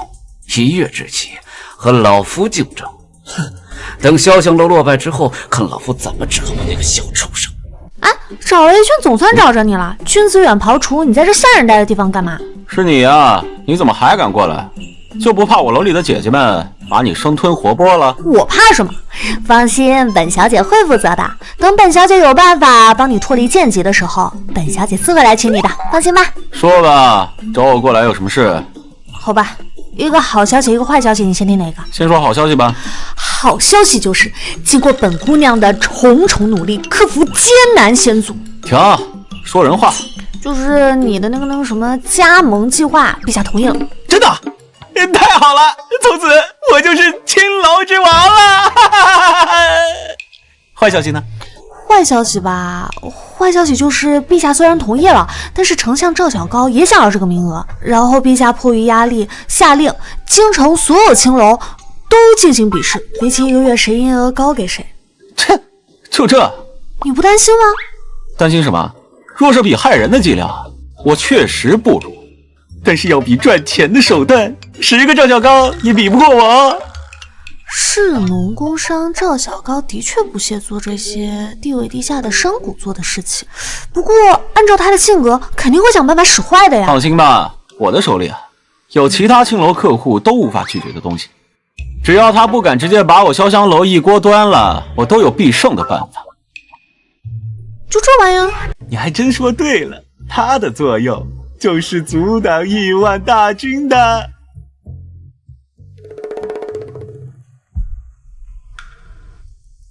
这个东西，我大夏的将士们如果套上此物，真的能不怕楚国的威胁？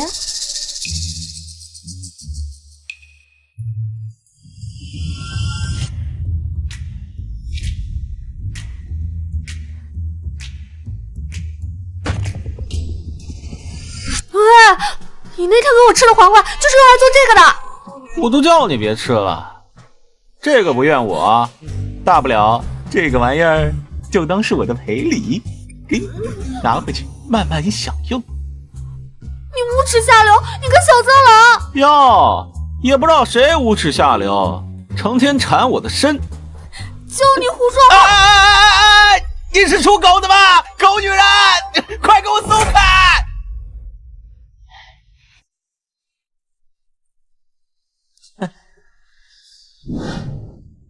在讲什么呢？愁眉苦脸的。在想我们潇湘楼的大事。既然赵小高想夺得我的名额，必然会针对我，确实得想个万全的手段才行。那也别累坏了身体了，快把这碗汤给喝了吧。这个该不会又是什么十全大补汤吧？难道现在连黄瓜棒都满足不了你了？狼牙棒不是弄出来了吗？我想试试感觉。陛下的意思就是这样。本官不善商贾之事，都说说吧。你们两个都有什么好的建议啊？丞相大人，不就是比1个月之内使得营业额更高吗？这有何难？大人您家大业大的，就算用钱砸，都能把潇湘楼砸垮喽。哦，你有什么计策呀？只要大人放出话去，称只要是你名下的青楼所有消费全部减半，但凡来一位顾客，你就私自赏赐5两银子。那潇湘楼的角色扮演服务，我们已经学会了，今后还有谁会去那种破地方？如此一来，本官要损失多少银钱，你知道吗？若是潇湘楼也学我们，怎么办？大人多虑了，这点损失算得了什么？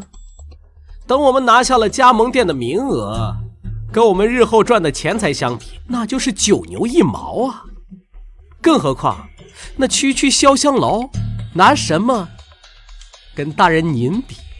好，此事便全交给你们父子2人负责。此事若成，好处少不了你们的；若不成，哼！大人您放心，小人必定不会失败。哎，不好了！赵小高旗下所有的青楼推出了一个什么剧情扮演模式，而且价格是我们的1半，并且去的所有的客人都有赵小高私人赏赐的银两。赵小高好大的手笔啊！这样亏本的买卖得赔多少钱？赵小高这几10年来搜刮的民脂民膏何其之多，这点亏损对他来说不算什么，只要账本上的营业额漂亮就行。都什么时候了，你还笑得出来？我们这潇湘楼可烧不了这么多银钱。你不担心吗？赵小高在朝堂上的势力已经很大了，若是让他再得到这个名额，那我们就危险了呀。办法呀，我早就想到了。什么办法？咱们反其道而行，不但减价，还要涨价。干什么啊？你没发烧呀？怎么开始说胡话了？你才发烧。我们现在就算降价，也不见得会有人来；涨价，岂不是更没有人了？放心吧，我自有办法。诸位，今日我潇湘楼开始免费说书了，能来的都是赚的。免费说书，咱们今天看看他搞什么名堂。就是，今天我们来说说《金瓶梅》。话说那潘金莲遇上那西门庆，那可是交颈鸳鸯戏水，鬓头凤鸾穿花，一个将朱唇紧贴，一个将粉脸斜偎，一番羞云窃雨，手搓的那个真是万种妖娆，只能用银瓶炸破水浆迸，铁骑突出刀枪鸣来形容。只见那西门大官人，老汉推小车，反问那潘金莲，观音做老莲呢。这西门庆可真坏，玩的可真花。那床上的姿势真的就那么爽？咱们晚上回家试试吧。都听老爷的，但是要小心，别让陆家又怀上了。不会。你是说那龟公什么也没做，就是在潇湘楼门前讲故事？启禀老爷，是的，就是潇湘楼最近啊，它也没有降价，并且还涨价了。听书的人越来越多，但是没有一个人去消费的。哎，他们这是什么意思？不降价也就算了，岂有涨价之理？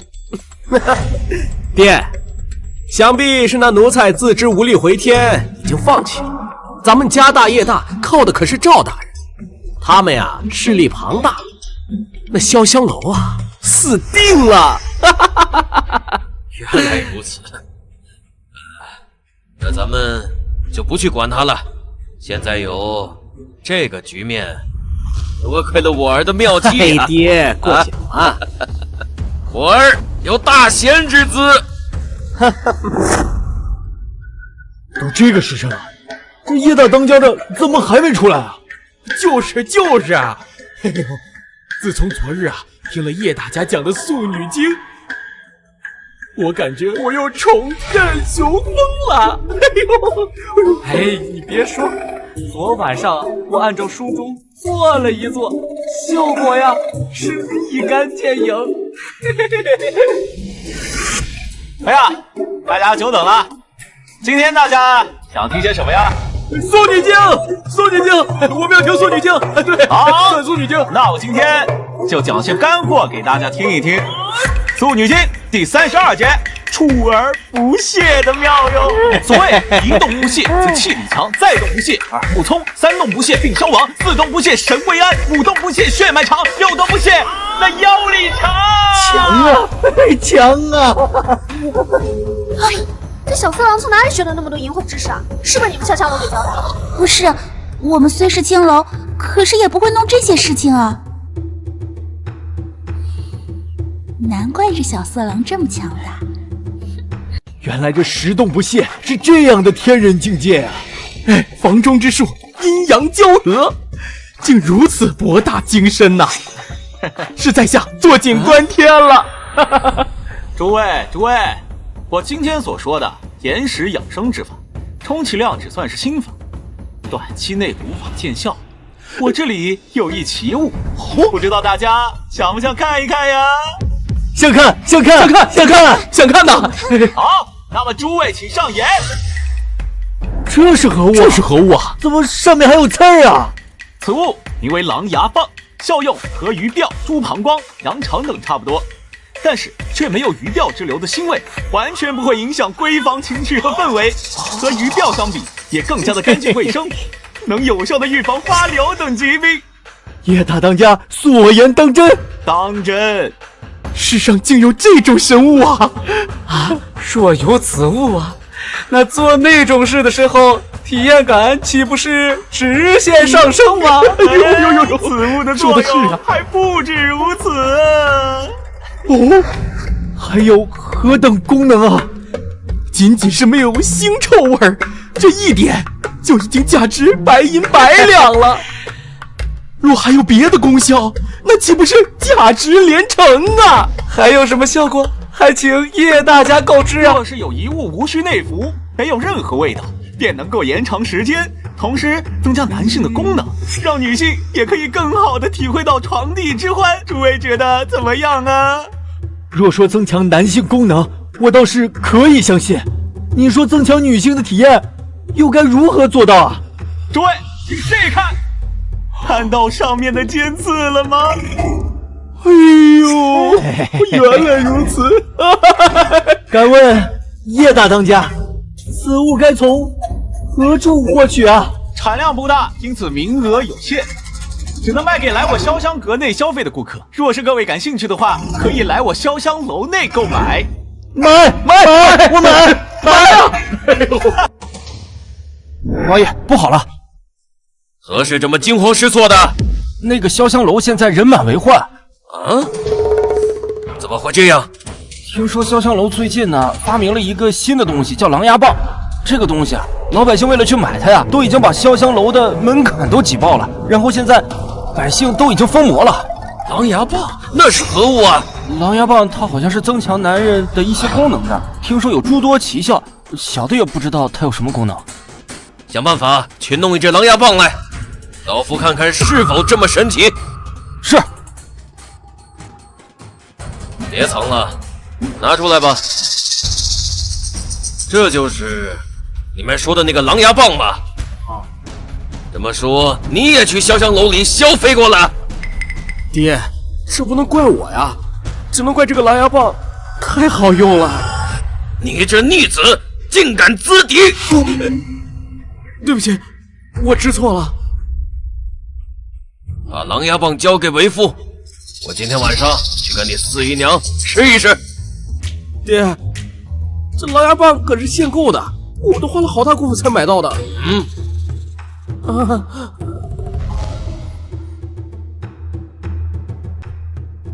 哎，别急，让我来，我这里有13房小妾，先让我消费啊！你家里都有13个房妾了，还来青楼跟我们抢干嘛？哎，就是因为小妾众多，才更需要这狼牙棒啊！诸位兄台，此人实在可恨，大家一起将他先给挤出去！哎，住手！哎，好了，大家都别挤了，我们楼里啊已经没有空闲的姑娘了，大家改日再来吧。无妨，我等银钱照付，只要给我们购买狼牙棒的资格就够了。就当做是我们已经在姑娘的身上消费过了便是。你看你做的好事，现在整个楼里的姐妹都在跟我抱怨，一天的客人啊，实在太多了，接都接不过来，甚至还有的姐妹要求跟我申请休沐。这也不是好事嘛。如此一来啊，这个名额我们潇湘楼还不是十拿九稳吗？到时候个体分店开起来，就能接纳更多的客流量了。你怎么又过来了？你一个女孩子家的，成天来青楼，你不怕别人说闲话呀？师叔，谁说我割谁的舌头？你该不会是喜欢上我了？你不会是真的喜欢上我了吧？哎，我可告诉你啊，就算你得到我的肉体也不行，我们两个是不可能的。我可是个正经人。我就这么让你讨厌吗？你别哭呀！哎，我是说，你的身份一看就很高贵，而我只是个青楼龟公，咱们俩是没可能。我不在乎，就算你是一个奴才又怎么样？以你这个本事，迟早名扬天下，李小姐一定会过来娶你的。好好，到那个时候再说。董事龟公又只是跟你开玩笑的，等我脱离剑籍，你就等去吧。你说的可是真的？等潇湘楼分店开到各国，皇兄就有理由恢复你的自由之身，将你交到宫中效力。就算是赵小高也阻止不了。到时候等你进了本公主的地盘，呵呵。想想啊，口水快掉地上了。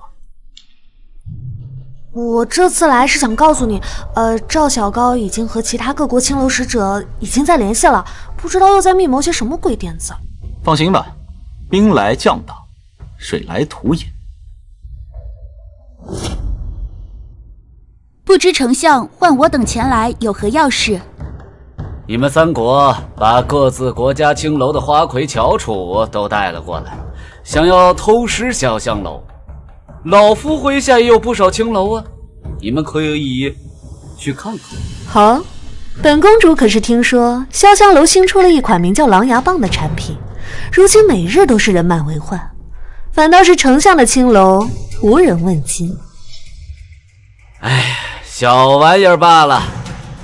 楚公主莫非是觉得老夫连小小的青楼都对付不了？潇湘楼的特色服务，我麾下的姑娘已经全部学会。等到潇湘楼覆灭之时，狼牙棒也自然是老夫之。抱歉，我此番前来的目的就是潇湘楼，告辞。赵丞相，抱歉，在下青楼区老板，我们陛下有旨，在下也只能听命行事。希望日后能有机会和赵丞相合作。告辞。站住！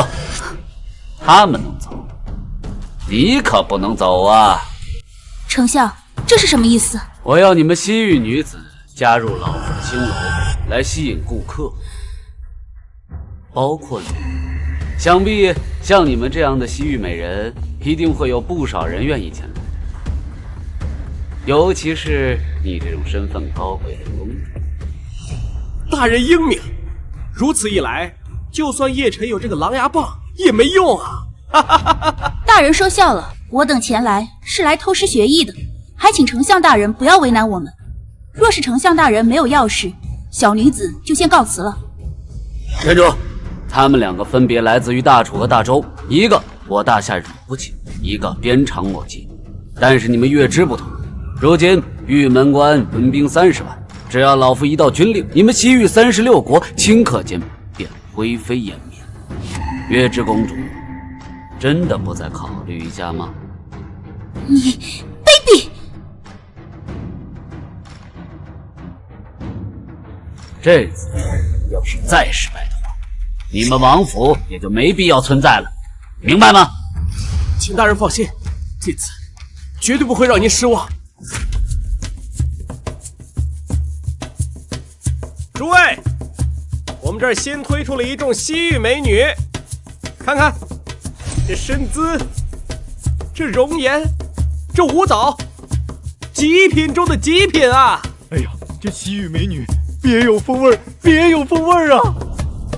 没想到身在中原也能享受到如此美女，果真是不虚此行啊！难道要错过让美人们感受我大夏声威的机会吗？3日后，我快活临江准备好美酒美姬，静待诸位大驾。老娘们，终归能买到西域美女，我这个村以后就没有这个店了。3日后我等一定光临，一定光临的。俺也是，俺长这么大还没去过西域呢。是，西域的美女。大夏人果然卑鄙，我带着子民的希望前来大夏，结果不仅没学到强国的手段，反而把自己和子民都搭了进去。母后，阿尼亚该怎么办啊？不好了，3日之后啊，赵小高不知道在哪儿进了一批西域舞姬，如今啊满城热议，到时候我们的顾客就全被抢到快活林去了。真不知道这批西域舞姬啊从哪弄来的。哦，那里就有一个。他怎么喝这么多酒啊？不知道呀，这女的一进来就买酒，然后一句话不说，蒙头就是喝。好家伙，像喝水一样。这不会把身体给喝坏吧？要不然我们过去问问。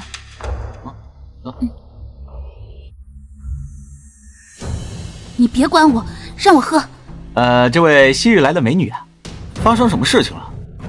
听说快活林来了一批舞姬，和你有关系吗？如此强盗行径，你们大夏早晚有一天会遭到报应的。什么意思？身为一个公主，连自己的子民都保护不了，甚至连自己都要受到羞辱。若我能回到西域，早晚有一天我定要踏平这大夏。传闻西域人刚烈，善弓马，懂武艺，即便是女子，亦时刻身怀猎人。这动作没想到还是匹猎马。你要是在这里聊造反，那我可就来兴致了。怎么样，详细说说你的计划？还没想好。没想好？没想好怎么行啊？这样，我给你提供几个思路，你听听看。你们西域舞姬不是很受欢迎吗？你完全可以训练出一批身怀绝技的舞姬，到时候不管是收集情报，还是刺杀朝堂官员，都非常合适。这……还有，你们西域不就很多乱七八糟的奇珍异宝吗？都给收集起来，到时候打成铁骑，不就可以发兵南下擒龙了吗？哎，还有，你听我说，这个、那个，还有那个，怎么样？你觉得我这个办法可行吗？你不是大夏人吗？难道你真的想受赵小高的胁迫？不这样又能怎样？玉门关30万大军一旦西进，整个月支都将覆灭。若能以我一个公主和几名舞姬换来和平，那已经是天赐之恩了。就算赵小高权倾朝野，30万冒边军袭击，这么大的事情，也不可能说办就给办。而且现在还有大楚正虎视眈眈地盯着咱们呢，这其中必有猫腻。你是说赵小高是故弄玄虚？很大可能。来人呢？几位客官，潇湘楼早晨不接客，还请晚些时候再来。这就是名震天下的潇湘楼的待客之道啊！还有客人进门就往外赶的道理啊！哼，我看你们潇湘楼能有今日，不会是运气好吧？各位客官误会，是这样的，姑娘们忙活一整晚，早上需要休息，所以才无人接待。不如这样，先入座喝些茶水，耐心等待一会儿。喝茶？笑话！老子来青楼是来喝茶来的嘛！今日若是不能将我安排的让我满意啊，我便将今日之事大肆宣扬出去，让这天下人都知道你们潇湘楼就是店大欺客。大清早吵嚷什么吵吵，还让不让人睡觉了？莫非此人就是潇湘楼的幕后老板，就生得如此好看？好你个老婆，亏你还是开青楼的，这点规矩不知道吗？莫非你的青楼没有姑娘了，让一个男人出来接客？客官误会了，这位啊是我们潇湘楼的奴才。如此气质，竟然只是区一个奴才？奴才？哪里来的野奴才？也敢在我面前班门弄斧？哦，那阁下是？在下万花楼大总管，我家3代皆为老板，我精通各国伺候恩客的手法，花样招数更是数不胜数。万花楼，大周朝最大的青楼，来者不善。哦，原来你就是最近传得沸沸扬扬的要来我大夏偷师的人。那你呢？有她一样的？她的身份可不得了，她是此番出使大夏的大楚公主。本公主可是听说大夏赵丞相的快活林招募了一批西域舞姬，就连西域公主都会挂牌招待客人。你们不需要准备一下吗？公主接客，那快活林的门槛岂不是要被踏破了？家伙，西域大周大楚全都在这儿，这要是一个处理不好，那就要世界大战啊！叶晨醒了没？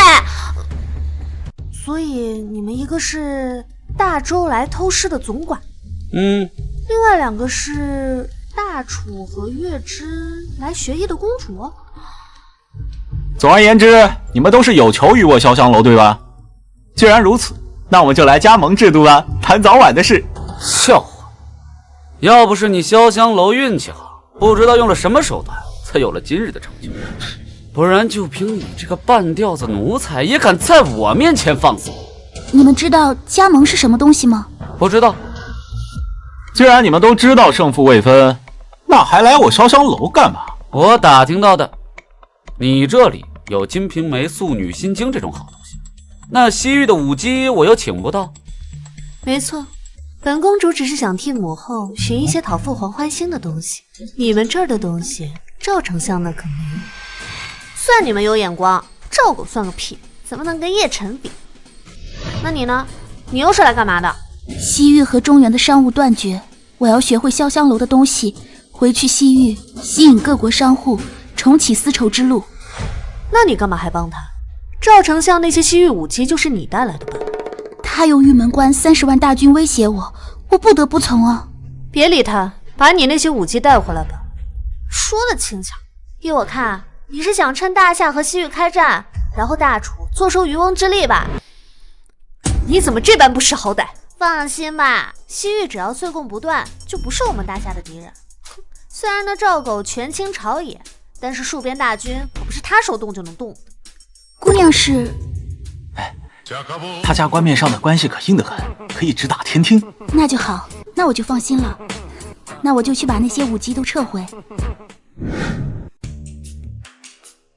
丞相大人，跟我们父子俩真没关系啊！这你听我解释，那个西域公主不知道为什么把那些西域姑娘全都给带走了，根本劝不住我。丞相大人，大人，区区一个弹丸之地的公主竟敢羞辱你，不如大人下令，发令下拳打了西域。你是真蠢还是假蠢？老夫若能真能掌控30万大军，早就自己当这个皇帝了，还用得着和那个小畜生斗智斗勇？原本只是想着震慑那月之公主一番，到时候木已成舟，谅他也无话可说。没想到他初来京城，竟然真的敢忤逆老夫。大人，咱们手中的最后一张牌都用尽了，这1月之期眼看就要到了，咱们得想办法呀！想办法，想办法，是该想办法。但是你们父子2人没必要存在了。来人，拖下去！求大人再给我们一次机会！大人饶命！饶命！大人饶命啊！饶命！大人！来人！如今，大楚公主、西域公主，还有大周来的人都聚集在潇湘楼，给老夫将消息散出去，就说潇湘楼暗中谋划，通敌卖国。遵命。老子要让他变成一只人人喊打的过街老鼠！出来！卖国贼给我出来！没想到潇湘楼竟然通敌卖国呀！早知道之前我们就不该在这里消费。就是，说不定咱们最终消费的银钱会变成楚国士兵的口粮，来侵略我大夏。哎，你们说我们会不会像上次一样弄错了呀？弄错了。大楚公主出使我大夏，连进宫拜见陛下都还没来得及，就来到这潇湘楼，岂能有假？就是，人现在就在潇湘楼里住着，你要不信，你自己进去看看就知道了。一个西域公主，一个大楚公主，你要说他们没点特殊关系，谁相信呢？岂有此理啊！没想到这潇湘楼竟然是这种地方，快滚出来！滚出来！给我们一个交代！滚出来！滚出来！滚出来！给我滚出来！滚出来啊！滚出来！滚出来！大家冷静点，听我解释，事情不是你们想象的那样的。卖国贼，卖国贼！看见你。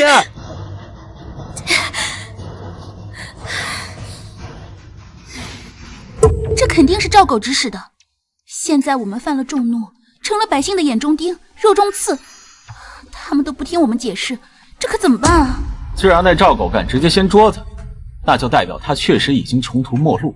放心吧，这种下作的手段，终究是难登大雅之堂。难道我们什么都不做？没错，多做多错。我们现在就什么都不做。诸位，我潇湘楼这几日闭门不接客，你们不是来学习的吗？正好趁这个机会传授给你们。只要你们签了面前的行业保密协议和加盟协议书，咱们就可以正式开始培训。允许我们用潇湘楼的招牌在别处开设分店，大夏京都作为潇湘楼的总部。加盟需要缴纳5万两白银，而且分店需要向总店缴纳营业额的2成。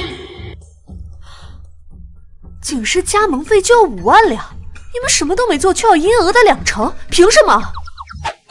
我可是给各位提供了经验丰富的店长。店长又不是不拿月钱。你们怎么可以如此目光短浅？你们想想，现在我潇湘楼可是名满天下，那些想要赶往潇湘楼却因为路途遥远的顾客，若是他们知道了，他们的城市也开了家潇湘楼，他们会怎么办？当然是进去消费了。这不就对了？只要你能打出我潇湘楼的招牌，起码比你们自个儿招牌能多引流5成以上的顾客。现在还觉得2成多吗？更别提狼牙棒、情趣衣物、角色扮演、举办诗会、金瓶梅、素女心经以及未来各种新奇的玩意儿，都会提供给大家。这些玩意儿可都只有潇湘楼才有，那些顾客们想来体验，就只能来到各位的潇湘楼了。这不是统统垄断市场吗？垄断市场？别犹豫啦，等加盟店遍地开花的时候，再想加盟，可就不是这个价喽。我签，我们也签。陛下1个月的期限还没到，这样真的好吗？没什么不好的，这加盟店的生意只有我潇湘楼才能做，而且赵狗已经不力回天了。品牌优势、IP 效应，今天就讲到这里，诸位回去自行温习即可。接下来教实操。我可是天下最懂得伺候人的总管了，有天下第1总管之称。用你这个野奴才来教我实操啊？你是我教过最差的一个学生。切，各地都不同，比如大厨，主要得学习如何讨取男人的欢心，就要以情趣、服饰、狼牙棒这些为主。月之想要重启丝绸之路，就必须吸引假商，蜂拥而至，主打异域风情。至于你们大周多文人，更需要营造清雅高贵的氛围，得多设花魁举办诗会，只懂得如何服侍人，反倒落了低俗。哦，原来如此。哼，你想怎么教我们实操？问得好。那什么，为师有事想求你们，你们跪下。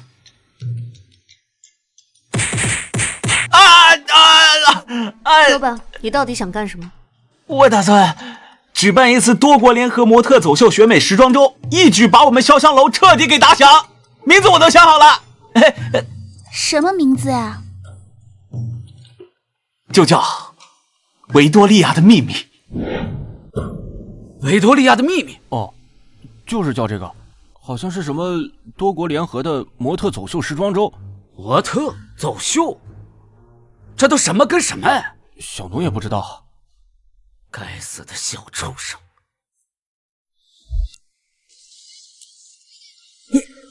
说这写什么呀？这上面写的什么东西啊？哎呀！看来啊，我们都误会潇湘楼了。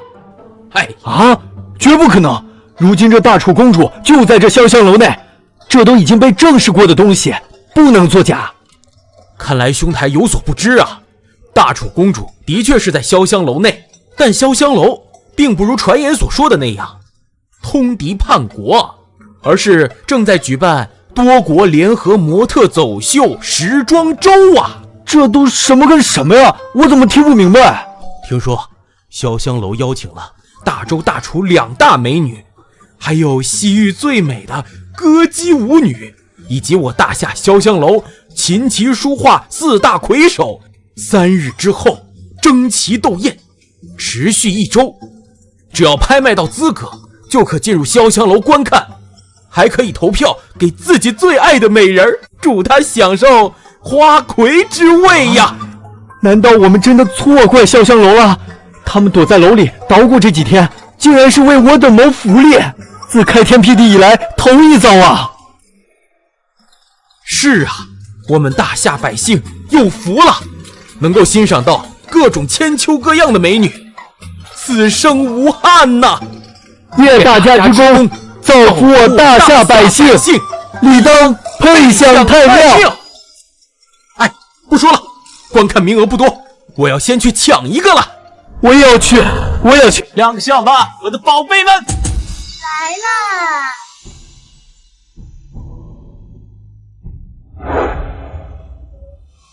各位公子们好，我是666号，叫黑泽玛利亚，请大家多多支持我呀。公子们好，我叫波朵野白衣，来自大楚王朝，我是888号，希望大家可以投我一票。我是999号，我叫苍田空，来自大周皇朝，练习武艺时长2年半，希望公子们能喜欢。哎，对，等会儿，这青楼姑娘们都是有艺名的，我知道，可是她们的艺名怎么都这么奇怪？你有意见？你知道这场活动光是门票就卖了多少钱吗？同样是奴才，等你什么时候有我们家晨儿一半的本事，再来质疑吧。有什么了不起的？我就是会弄一点新鲜玩意儿。你说什么？我没听清。公子牛逼，牛逼！终于做出来了，总算是赶上了。我教你们的都记住了吗？记住了。很好，潇湘楼多国联合大型选美活动，维多利亚的秘密准备就绪。老爷，明天潇湘楼那个什么维多利亚的秘密就要开始了，现在舆论已经反转，百姓们不但相信了那个龟公，甚至处处都在维护他。现在还能买得到明日的观看名额吗？哪儿还买得到啊？现在一个名额都已经炒到1000两白银了，而且还是有价无市啊！此子留之，必生大患。给老夫去加价购买名额，再去传令，命令京都北大营首领李将军调集5000驻军待命。明日，老夫要将这数字当场斩杀。丞相到！丞相大人，欢迎大家的捧场。稍后我们潇湘楼联合举办的大型多国联合活动就要开始了。哎，老爷，咱们要不急，今日这小畜生死定了。先看看他到底想搞个什么玩意儿。你们都记好了，到时候潇湘楼就由你们来打理。多谢老爷。到时候大家可以购买礼物，替自己喜欢的选手投票。除了可以帮助选手夺冠获得荣誉之外，刷礼物最多的榜一大哥还有机会获得和选手独处交流的机会哟！这种好事啊！快！我要买礼物！都别和我抢！本公子别的没有，就是钱多。今天我非要砸出一个天下第一花魁出来！哎，可惜啊，来得匆忙啊，身上银票带的不多呀。谁说不是呢？身上的银子拍卖名额就已经花的差不多了，看来这榜一大哥和我无缘了。哎，各位客官别着急呀，身上银钱不够没关系啊，可以上2楼，咱们2楼啊有借贷服务，只要通过一定的条件呢，就可以当场拿走大笔资金，机不可失，时不再来，千万不要错过哦。什么？还有如此好事？家父乃江都有名商贾，先给我拿个万把钱的花着再说。我也要，别激动我！哎呦！这些人都疯了吗？仅仅是一个榜一大哥的虚名，竟然争先恐后的送钱。按照叶晨的话来说，这些人现在的状态叫什么来着？叫做上头了。啊？哎，看来今天这些名门望族的公子不大出血是出不去了。看来大家都已经很热情了，别废话了，赶紧开始吧！就是啊，小爷已经迫不及待了。好，既然如此，那在下就不卖关子了，音乐走起来！首先出场的是来自西域月之国的公主阿尼亚，以及同样是西域来的美人们为大家献上异域风情，请大家敬请欣赏。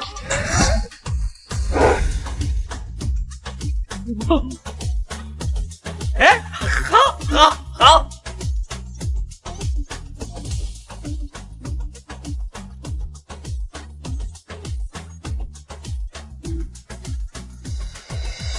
各位公子们好，我是西域月之阿尼亚，希望大家能够喜欢我的舞蹈，并且能够体会到真正的西域风情。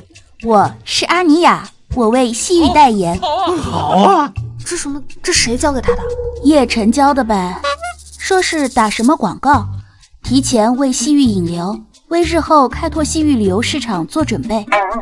这都搞什么名堂？我怎么都听不懂啊？好啊！果然不愧是阿尼亚公主，这风采，这独树一帜的韵味，我喜欢。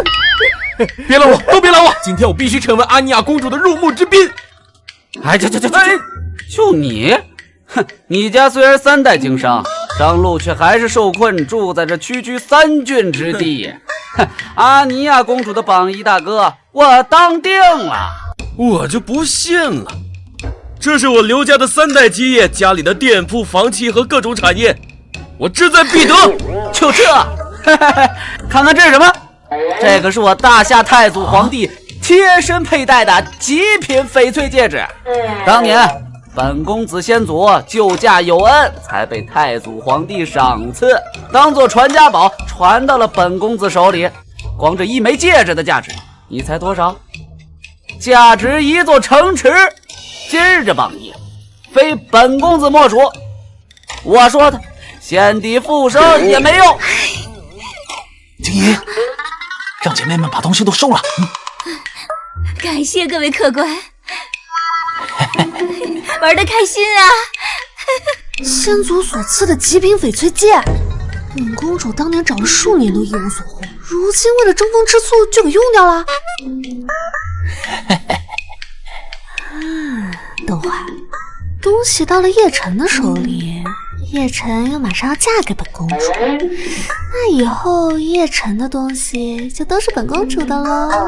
老爷，这可是太祖皇帝贴身佩戴的戒指啊，要不要属下去抢过来？不用，等会儿大军包围这里的东西，不都还是老夫的吗？老爷英明，贱民就是贱民，区一个弹丸小国的公主，就让他们如此疯狂，没见过世面的东西。如果能当上榜一大哥的话，要了我的命都行啊！好，接下来登场的是大楚和大周的联合性感模特 T 台秀，请大家尽情欣赏。哇！这叶晨弄的什么东西？穿得伤风败俗的，简直有伤风化。原来此物穿在身上效果竟然这么好，那些臭男人们眼睛都直了，得想办法穿给小色狼看看。你说的可太对了，这太伤风败俗了，你可千万不能穿。哎，本姑娘想穿就穿，要你管？给我也来一套。如此神秘，到时候带赴大楚进献给母后，母后一定会重新讨得父皇的欢心。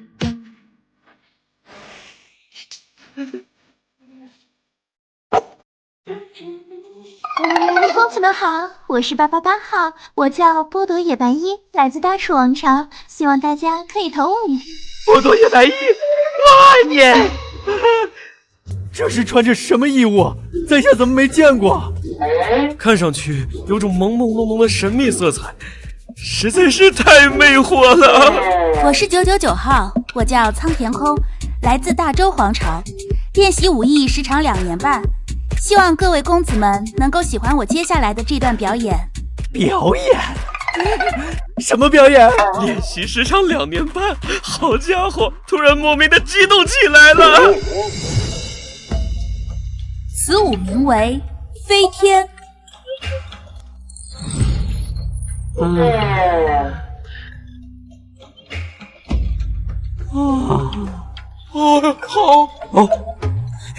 大人，你看看他们没出息的样子，简直没见过世面。不就是衣服穿的少了点吗？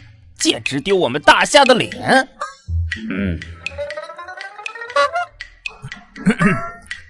大人，我是说，这大夏果然人杰地灵啊！他们的花魁一看就是与众不同，再配上这性感的衣物，这曼妙的舞姿，怕是皇上来了，也都得拜倒在他的石榴裙下吧？回去后自己去领家法。感谢苍井空老师的精彩表演。那么现在各位就可以开始为自己心仪的姑娘投票刷礼物了。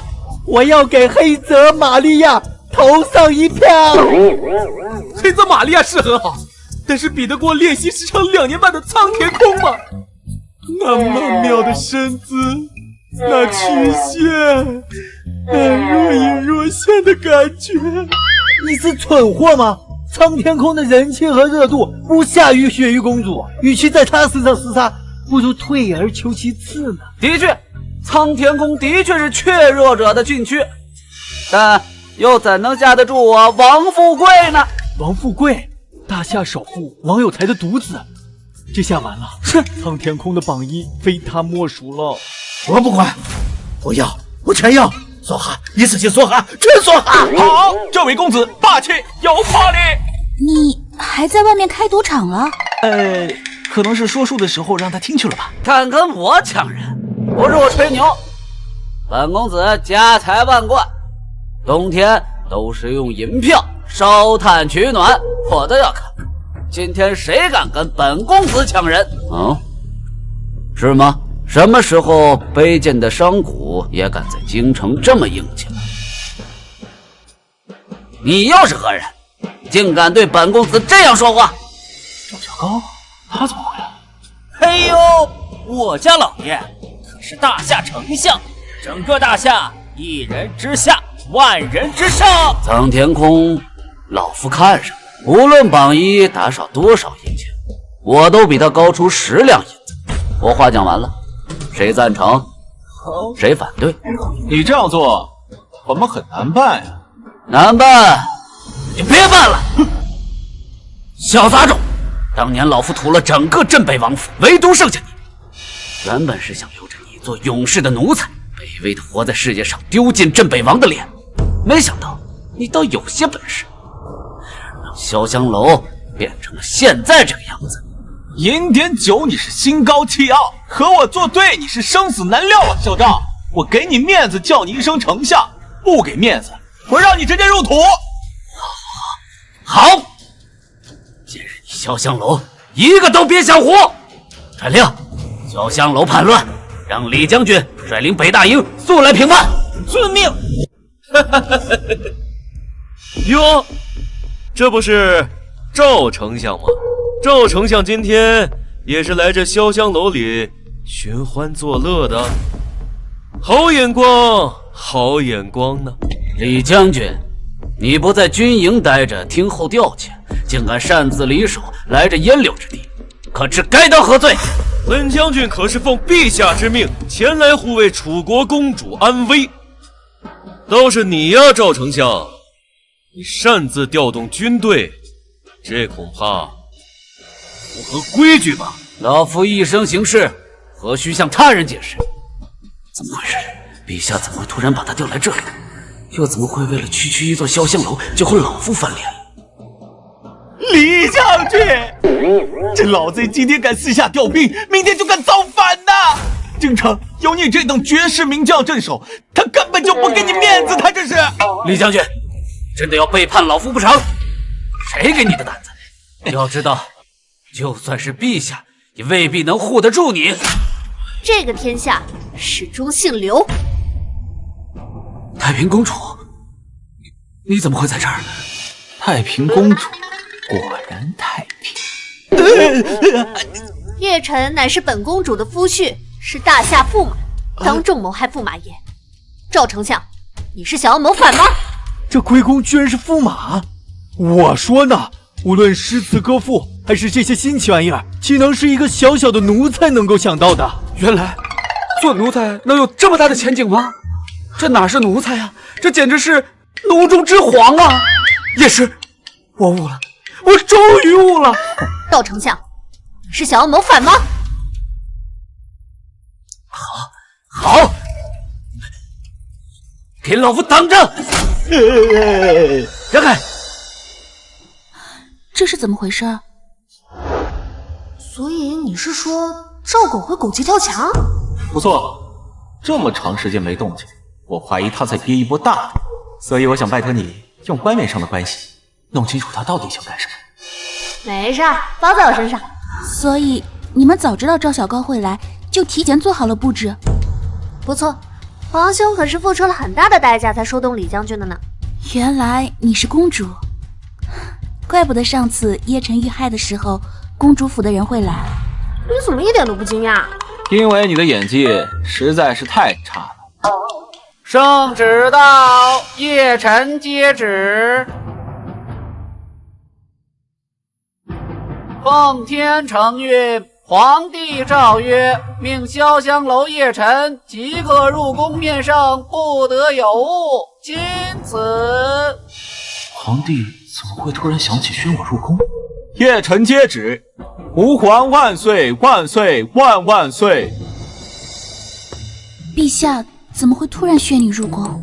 放心吧，皇兄是看上了叶晨的才华，想要叶晨进宫为其出谋划策，顺便帮镇北王平反。当然呢，最主要的是什么？最主要的是看看叶晨是不是合作本公主的驸马喽。什么？参见陛下。平身。谢陛下。爱卿果然生得一表人才啊！你的才华，朕身居皇宫也有所耳闻。果然是英雄出少年。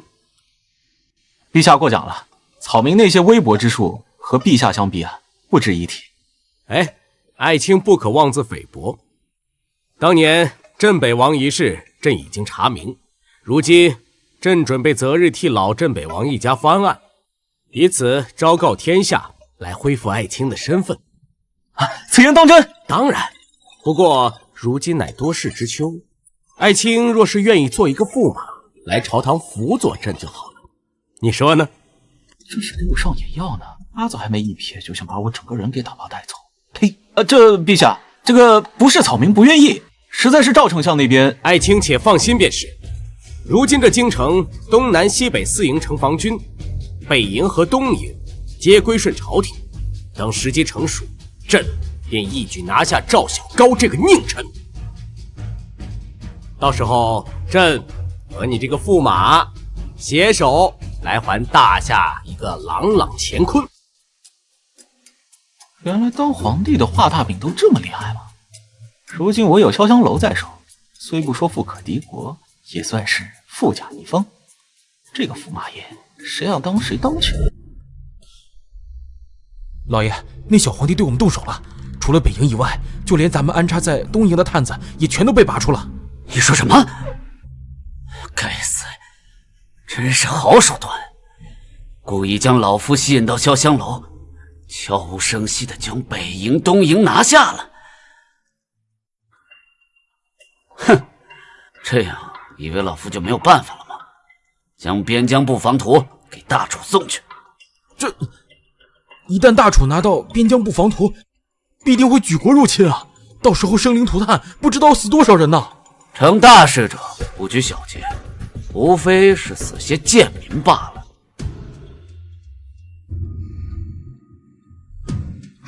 叶晨，你这是怎么了？怎么还收拾行李了？你有什么事儿别一个人扛了，说出来我们帮你一起解决呗。是，你怎么一副要逃难的样子？哎呀，别废话了，赶紧收拾行李去。等陛下把潇湘楼作为加盟店的许可下来，哥就带你跑路，咱们去开一家潇湘楼分店当店长。经理，到时候这里就交给你了。公主不是说赵狗已经大势已去了吗？有了公主的照拂，你怎么还要去西域啊？那个狗皇帝想让我入朝为官，有功夫压死我。他还想让我当驸马爷，入住公主府，让公主榨干我呀！到时候就不能和姐姐们愉快的玩耍了。啊？哎，你又去哪儿啊？我也要回去收拾行李，这大夏不能待了，我不能让小色狼去过那种惨无人道的日子。对，我跟你一起去。这都什么事儿啊？诸位爱卿，这是大夏皇朝的赵丞相送来的边疆部防图，和朕约定2分大夏，南北共治。诸位爱卿意下如何呀？恭喜殿下，贺喜殿下，真是天佑我大楚！臣以为应当趁此机会拿下大夏。臣附议，这正是咱们大楚开疆扩地的大好良机。大夏百姓软弱，朝野勾心斗角，绝不可能是咱们大楚的对手。那其他爱卿呢？臣附议。好，传令下去，全国备战，明年开春出兵大夏。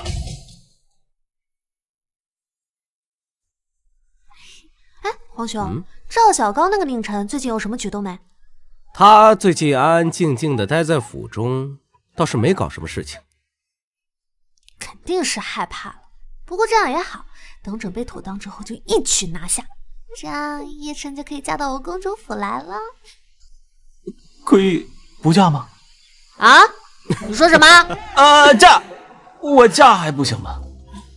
叶晨呐，朕这皇妹自小性子就跳脱，倒是委屈你了。婚后我这小皇妹要是欺负你、家暴你，你就跟朕说，朕收留你。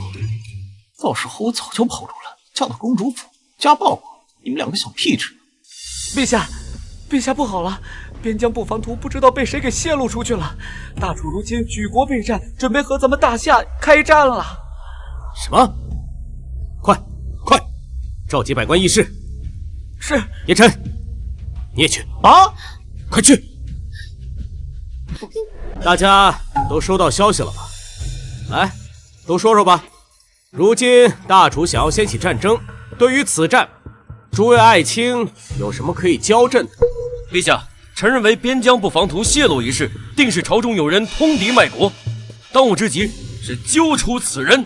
赵丞相消息灵通，想必布防图泄露一事应该知道些什么吧？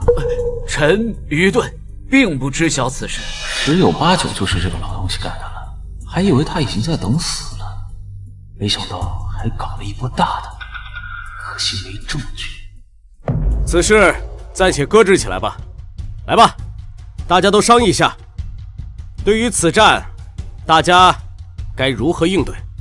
商议什么？这有什么可商议？咱们大夏不是一直和大楚联姻吗？大不了就再从民间选几名貌美女子，陛下将其认作义妹，送往大楚用以和亲便是。不妥！现在大楚手握边防图，不咬下一块肉来是不会善罢甘休的。微臣以为，眼下应割让几座城池给大楚王朝，以满足他们的胃口。不够，仅仅几座城池远远不够。微臣以为，应当和大楚签订条约，每年的岁贡加倍。如此一来，大楚必定不会再起刀兵，确保我大夏皇朝稳固。圣明，陛下，微臣认为此计可行。哎呀，陛下问诸位对此战的看法，为何文武百官支支吾吾，竟无一人抽战？哪里来的黄毛小子，竟敢在大殿之上信口雌黄？此地乃是商议国事之所在，岂是什么乱七八糟的人都可以进来的？来人，将此人给我拖出去！你们谁敢？竟敢对驸马爷不敬，他的胆子！驸马爷，此人便是潇湘楼的奴才，也是公主殿下未来的夫婿。公主殿下，世道险恶，您这千金之躯可千万别被一些用心险恶的泼皮无赖给骗了。可笑！堂堂大夏国公主，竟然跟个青楼龟奴走在一起，简直是有辱皇室。陛下，微臣请命将此人就地正法。驸马，他一个奴才也配？陛下，这门婚事容臣不答应。不答应？哎，不答应好啊！你们会说话就多说一点。我其实啊，我就只会开个青楼什么的，确实也配不上公主啊。哼，算你还有些自知之明。既然知道自己只会干些伺候人的贱活，就不要胡乱开口议论政事啊！这也是你这等贱民能参与的。啊，对，你们说的都对。这些尸位素餐、碌碌无为的官员，才能比不上驸马半点。公主殿下，这贱民到底给你灌了什么迷魂汤？叶晨，朕听你的意思，你莫非想要主战？来，说说你的看法。我可以不说吗？不行，你必须说。而且我告诉你，你今儿要说出一个所以然来。朕做主许诺你一件事，此事当真？当然，只要是朕力所能及的，皆可。看陛下这意思是打算开战的。若是我将这些文武百官忽悠明白了，到时候岂不是可以用这个条件来拒绝入朝为官？陛下，我要说了，说的不好，你可不能治草民的罪啊！哎，放心大胆说，朕恕你无罪。那我可真说了，快说！这个马善被人骑，人善被人欺，这么简单的道理，朝堂之上的滚滚猪羔，仅我一人明白吗？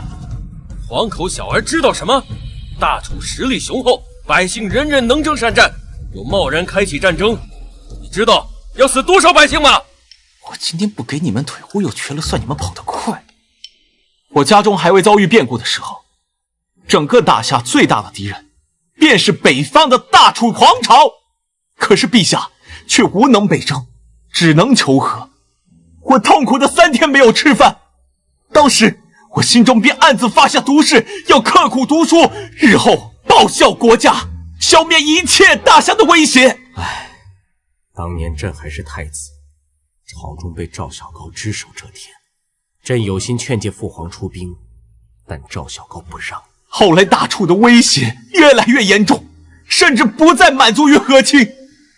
陛下不理朝政，朝野上下一味求和，我有心报国，家中却突逢巨变，我把自己关在房间里面不吃不喝，整整7天。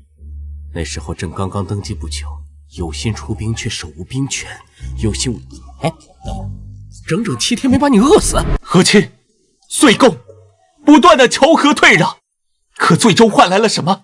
换来的是那大楚的狼子野心，换来的是天下认为我大夏软弱可欺。对此，我是痛心疾首，肝肠寸断呐！这家伙是眼上了吧？是眼上了吧？和亲岁贡是朝野上下一致商议的决定，不起战争也是为了百姓好。就是，我大夏那么多大臣，莫非就你一人忠臣良臣？为了百姓好，那为什么我进入青楼成为龟公以来，看到的却是达官贵人、官员子弟花天酒地、夜夜笙歌，而百姓的日子却过得越来越差，甚至还有很多人活不下去，连女儿都要卖去青楼。哼，那些贱民的命怎么能和我们相提并论？能活下去就不错了。战一旦开战，百姓连活下去都将成为奢望啊！丞相大人所言极是，区贱民能活着就不错了。就是，若不是我们求和的话，那些贱民过的可不是这样的日子。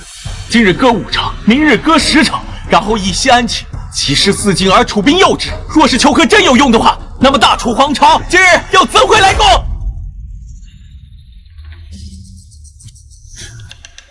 一派胡言！如今天下稳定，一旦开战，天下必定动荡不堪，无数百姓流离失所。若是此战打输了，便有破关亡国之危。这么大的罪责，你区一个奴才能承担得起吗？天下虽安，望战必危。真正的和平不是求来的，打得一拳开，才能免得百拳来。和平只在弓弩的射程之内，尊严只在剑锋之上。好，叶爱卿果然国之大才，一言道尽了国战真谛呀！今日朕便赌上国运，打得一拳开，免得百拳来。传令，全国备战，出兵！啊！我操，只有大了，给这傻皇帝忽悠上头了，还赌上国运，还被罚。赵小高不除，守家都难呐！只要放弃抵抗，等大楚进军，到时候按照约定，老夫和楚皇帝2分大夏。要是开战，消耗的可都是老夫的家底。想开战，哼，痴心妄想！陛下，不可呀！现在大夏朝上下人心浮动，贸然开战，大夏必然粉身碎骨啊！皇上，还请陛下三思。请陛下三思啊！人心浮动，那就把天下军民的心给我拧成一股绳。叶辰，让朕失望，就由你来将天下居民的战意给朕激发出来。陛下，我曹明只是纸上谈兵，这件事情干不来。你可以干的，我真的干不来啊！即日起，青楼加盟店的名额归潇湘楼所有。围城刚才想了一想，觉得此事确实可以干着试一试。别让朕失望。臣遵旨。妈的，名额到手，到时候大战开启的时候，我就带着楼里的姐姐们跑去西域。楚国来犯，我大夏皇朝本可以兵不血刃，让大楚退兵，但陛下却听信潇湘楼叶晨的迷惑，执意要和大楚开战。到时候战乱一起，必定生灵涂炭，山河破碎啊！各位，可是要不打的话，我们就要割让城池土地呀，这和我们有什么关系？我们还不是活得好好的？哎，好像也是啊。哎，好不容易和平了这些年，虽然日子过得是苦，但总归是活得下去嘛。这一切都怪那个叶晨，他一个奴才却祸乱朝纲，执意要我们去送死。你们答应吗？不答应！不答应！不答应！不答应！哎呀，我的小祖宗啊，你就别写了，这都火烧眉毛了，你怎么还不着急呀？是啊，那些外面煽动百姓的人肯定是赵小高派来的。陛下怎么总是把这种吃力不讨好的事情交给你去做呀？要不然你们以为我们潇湘楼加盟店的名额是这么容易拿到的吗？可是那完全和民意相悖啊！不，这一仗是大夏一定要打的。大夏已经没有退路了，百姓们只是被别有用心的人蒙蔽了而已。那怎么办呀？要不然我们跑吧，跟着阿尼亚去西域。没事，你去把姐妹们都叫来，我已经有办法。叶公子真是人才啊，这种死中求活的办法都能想到。我一定会和母后一起劝说父皇的，只要把在这里学到的东西用上，父皇一定会改变主意的。可是你只是个青楼的奴才，为什么要为大夏做到这种地步呀？放肆！我大哥能是普通的奴才吗？那是奴中王者，将来要一统天下青楼，成为青楼之王的存在。我可警告你们，跟我大哥说话尊重一点。嘿嘿嘿嘿，是我大哥。好，还是你小子上道，到时候封你一个一字并肩王。多谢奴皇。我们是来道别的，这段时间你教我们的都学得差不多了，我们先行回去筹备资金，等你们潇湘楼派来店长，我们就可以开业了。好，那你们就先回去，按照我说的选址吧。不出意外的话，我很快就会前去视察。那我们就不久留了。各位姐姐们，走吧！只要做完这一单，今后就能一统天下青楼啦！文成武德，奴中之王，千秋万载，一统青楼。青楼之王，号令群鸡，日出东方，唯我不败。好啊，现在都敢打趣我了是吧？叶晨躲在青楼里不敢出来，必定是做了什么见不得人的勾当。就是，赶紧滚出来，让我绑了，送去大楚负荆请罪，说不定还能让大楚消气儿。出来！出来！你给我出来！快出来！出来！出来！出来！出来！出来！就是他，就是这个龟公，想把我们送去战场，我们一起把他绑了，送去大楚拿他，把他绑了他，绑了他，把他拿下，绑了他，绑了他！你带了个，快让我战场！你个刽子手，还有何话好说？啊！赵小康派来蛊惑百姓的人就是你吧？跟我比忽悠人的能力，知不知道根本一心混贴吧论坛的？这些百姓看着好愤怒啊！阿尼亚还没走远，要不我们快跑吧？看我怎么秀他就完事。呆！你这个楚国来的奸细，还不赶紧束手就擒！这个人是楚国奸细，不能绑。难怪他要把叶晨绑了送去大楚，他有可能是奸细。我觉得有可能，说不定就是他之前把咱们都骗了。你血口喷人！你说我是楚国奸细，你有什么证据？我看你才是楚国奸细。大家都知道，大楚和大夏之间必有一战。你不但试图阻止战争，而且还要割让城池，加大楚国实力。这次楚国得到满足了，下一次再来呢？下次呢？哼，下一次的事情下次再说。哼，说出这番话的人，不是蠢就是坏。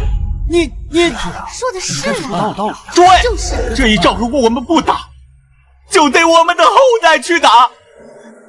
难道你们想要苟且偷生，让我们的下一代做亡国奴吗？不能啊，说的对啊，怎么能做这种事呢？说的不错呀，我们和大楚必有一战呐！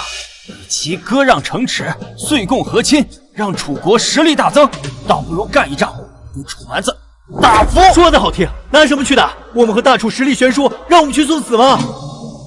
这兄台说的对呀，大楚人人善我，国力雄厚，咱们大夏多是书生，国力也不如大楚，肯定打不赢啊！就是啊，还不如不打，等以后实在不行，咱们再投降。和大楚开战，那不是皮肤撼大树吗？反正也打不过，还不如先好好活着吧。有道理啊，活着比什么都重要啊！都说婊子无情，戏子无义。你一个青楼奴才，生存在肮脏龌龊之地，也敢妄言国事？要不脑子里有无数先辈们用或悲怆或豪迈或洒脱的情绪谱写的文字，说不定还真玩不过你。怎么不说话？让我说中了吧！死去元知万事空，但悲不见九州同。王师北定中原日，家祭无忘告乃翁。苟利国家生死以，岂因祸福必趋之。弃身锋刃端，性命安可怀？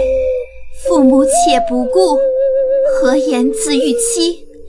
民边壮士急，不得终顾思。捐躯赴国难，视死不如归。小筑暂高枕，忧时旧有盟。忽尊来依客，徽主坐谈兵。云护牙千满，星寒宝剑横。封侯非我意，但愿海波平。将卧孤村不自哀，上思为国戍轮台。夜阑卧听风吹雨，铁马冰河入梦来。打完这一仗，就可以换来山河无恙，国家安宁。我潇湘楼所有收入全部上缴国库，充作军费。楼内所有姑娘们，皆日夜赶作战袍，送往前线。你个疯子，疯了！就算大夏都是书生又怎样？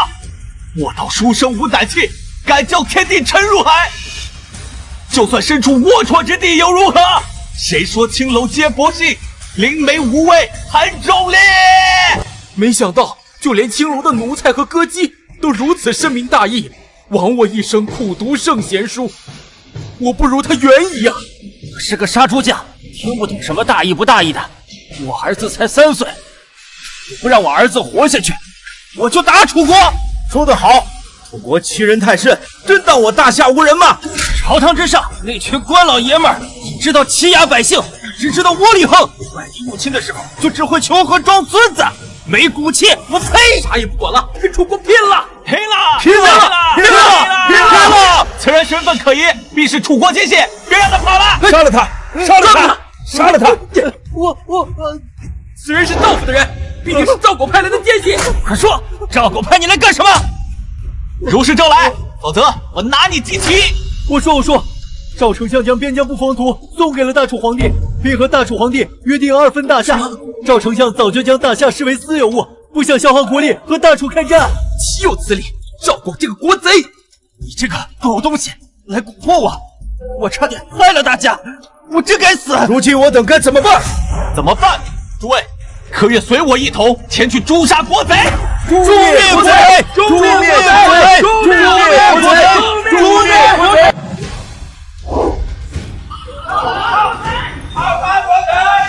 来到潇湘楼的人怎么样了？老爷，还没有消息传来。不过老爷放心，不过是一帮渔民罢了。到时候叶晨必定受到千夫所指。甚好，甚好。恐怕你今天是好不了了。你们怎么会出现在这里？哼！当年镇北王清正爱民，却遭你这个贱人陷害，导致满门备战。我父亲只是一个文法小吏，却成为你铲除异己的牺牲品。还有我们，整个教坊寺的姐妹都是被你所害才沦落青楼。那又怎样？我乃大夏丞相，深受先帝宠信。那些碍事的文武大臣要是活着，只会妨碍我施行权谋。呸！奸贼，你误国殃民，残害忠良，罪不可恕。今日就是你死期到了，下辈子记得，民意不可欺，更不可违。你们以为你们是谁啊？一个奴才和几个女人，再加上一群泥腿子，简直就是乌合之众。我可是大夏丞相！贪官污吏，横行霸道，鱼肉百姓，今日你不得好死！通敌外国的狗东西，我呸！拿他祭旗，大夏必胜！拿他祭旗，大夏必胜！别过来！你们这些贱民不过吗？你说什么？你再给朕说一遍。陛下，真的，都是真的。叶晨挑起了百姓的怒火，他们直接闯入赵小高的丞相府，将赵小高就地正法。好一个叶晨！朕果然没看错他。现在举国上下军心可用，战火滔天，举国抗议。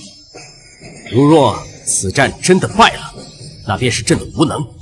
传令下去，加紧操练，南粮北调，一定要在开春前完成。朕要向大楚亮剑。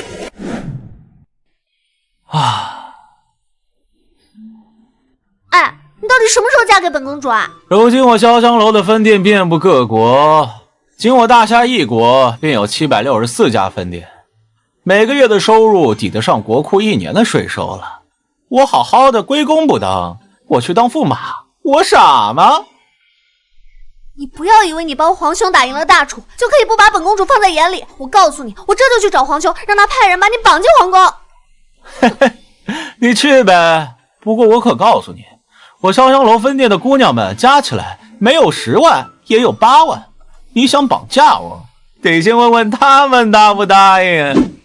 以前只有走投无路的人才会加入青楼，可在叶晨的改革下，青楼成为了让人羡慕的正经职业。每年光是面试淘汰的人就有好几万，公主还是想其他办法吧。就是，如今获得我潇湘楼面试资格的，哪一个不是闭月羞花，沉鱼落雁，有着倾国倾城之姿？美人啊，就你，死了这条心吧，太平公主！好，那你今天就让本公主长长见识喽。来啊，把这批面试的都带过来吧。这批面试者可是本公主精挑细选出来的。哦，好，快带过来，快瞧一下。来吧，姑娘们，出来吧。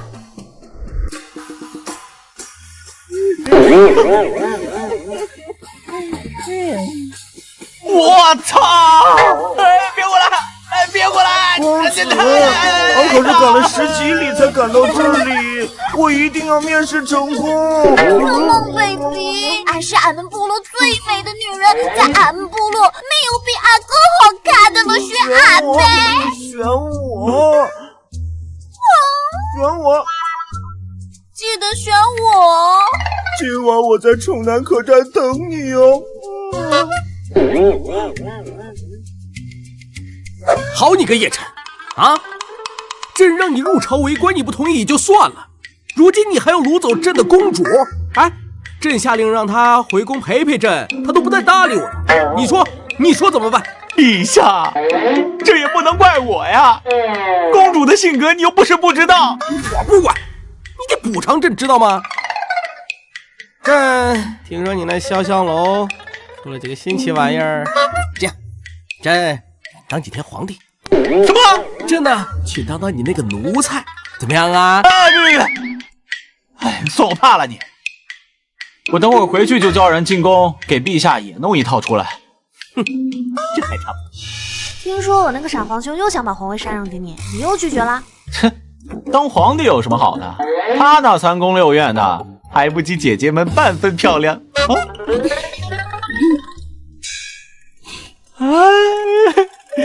这是做什么呀？还有点小兴奋。我们还没体验过皇后的滋味呢，想体验一下当皇后是什么感觉。哦，什么意思？服了！你们谁把龙袍给我穿上的？你们害苦了朕呐！你们抓臣妾啊，抓到了臣妾就姐姐们，我就来抓你们啦！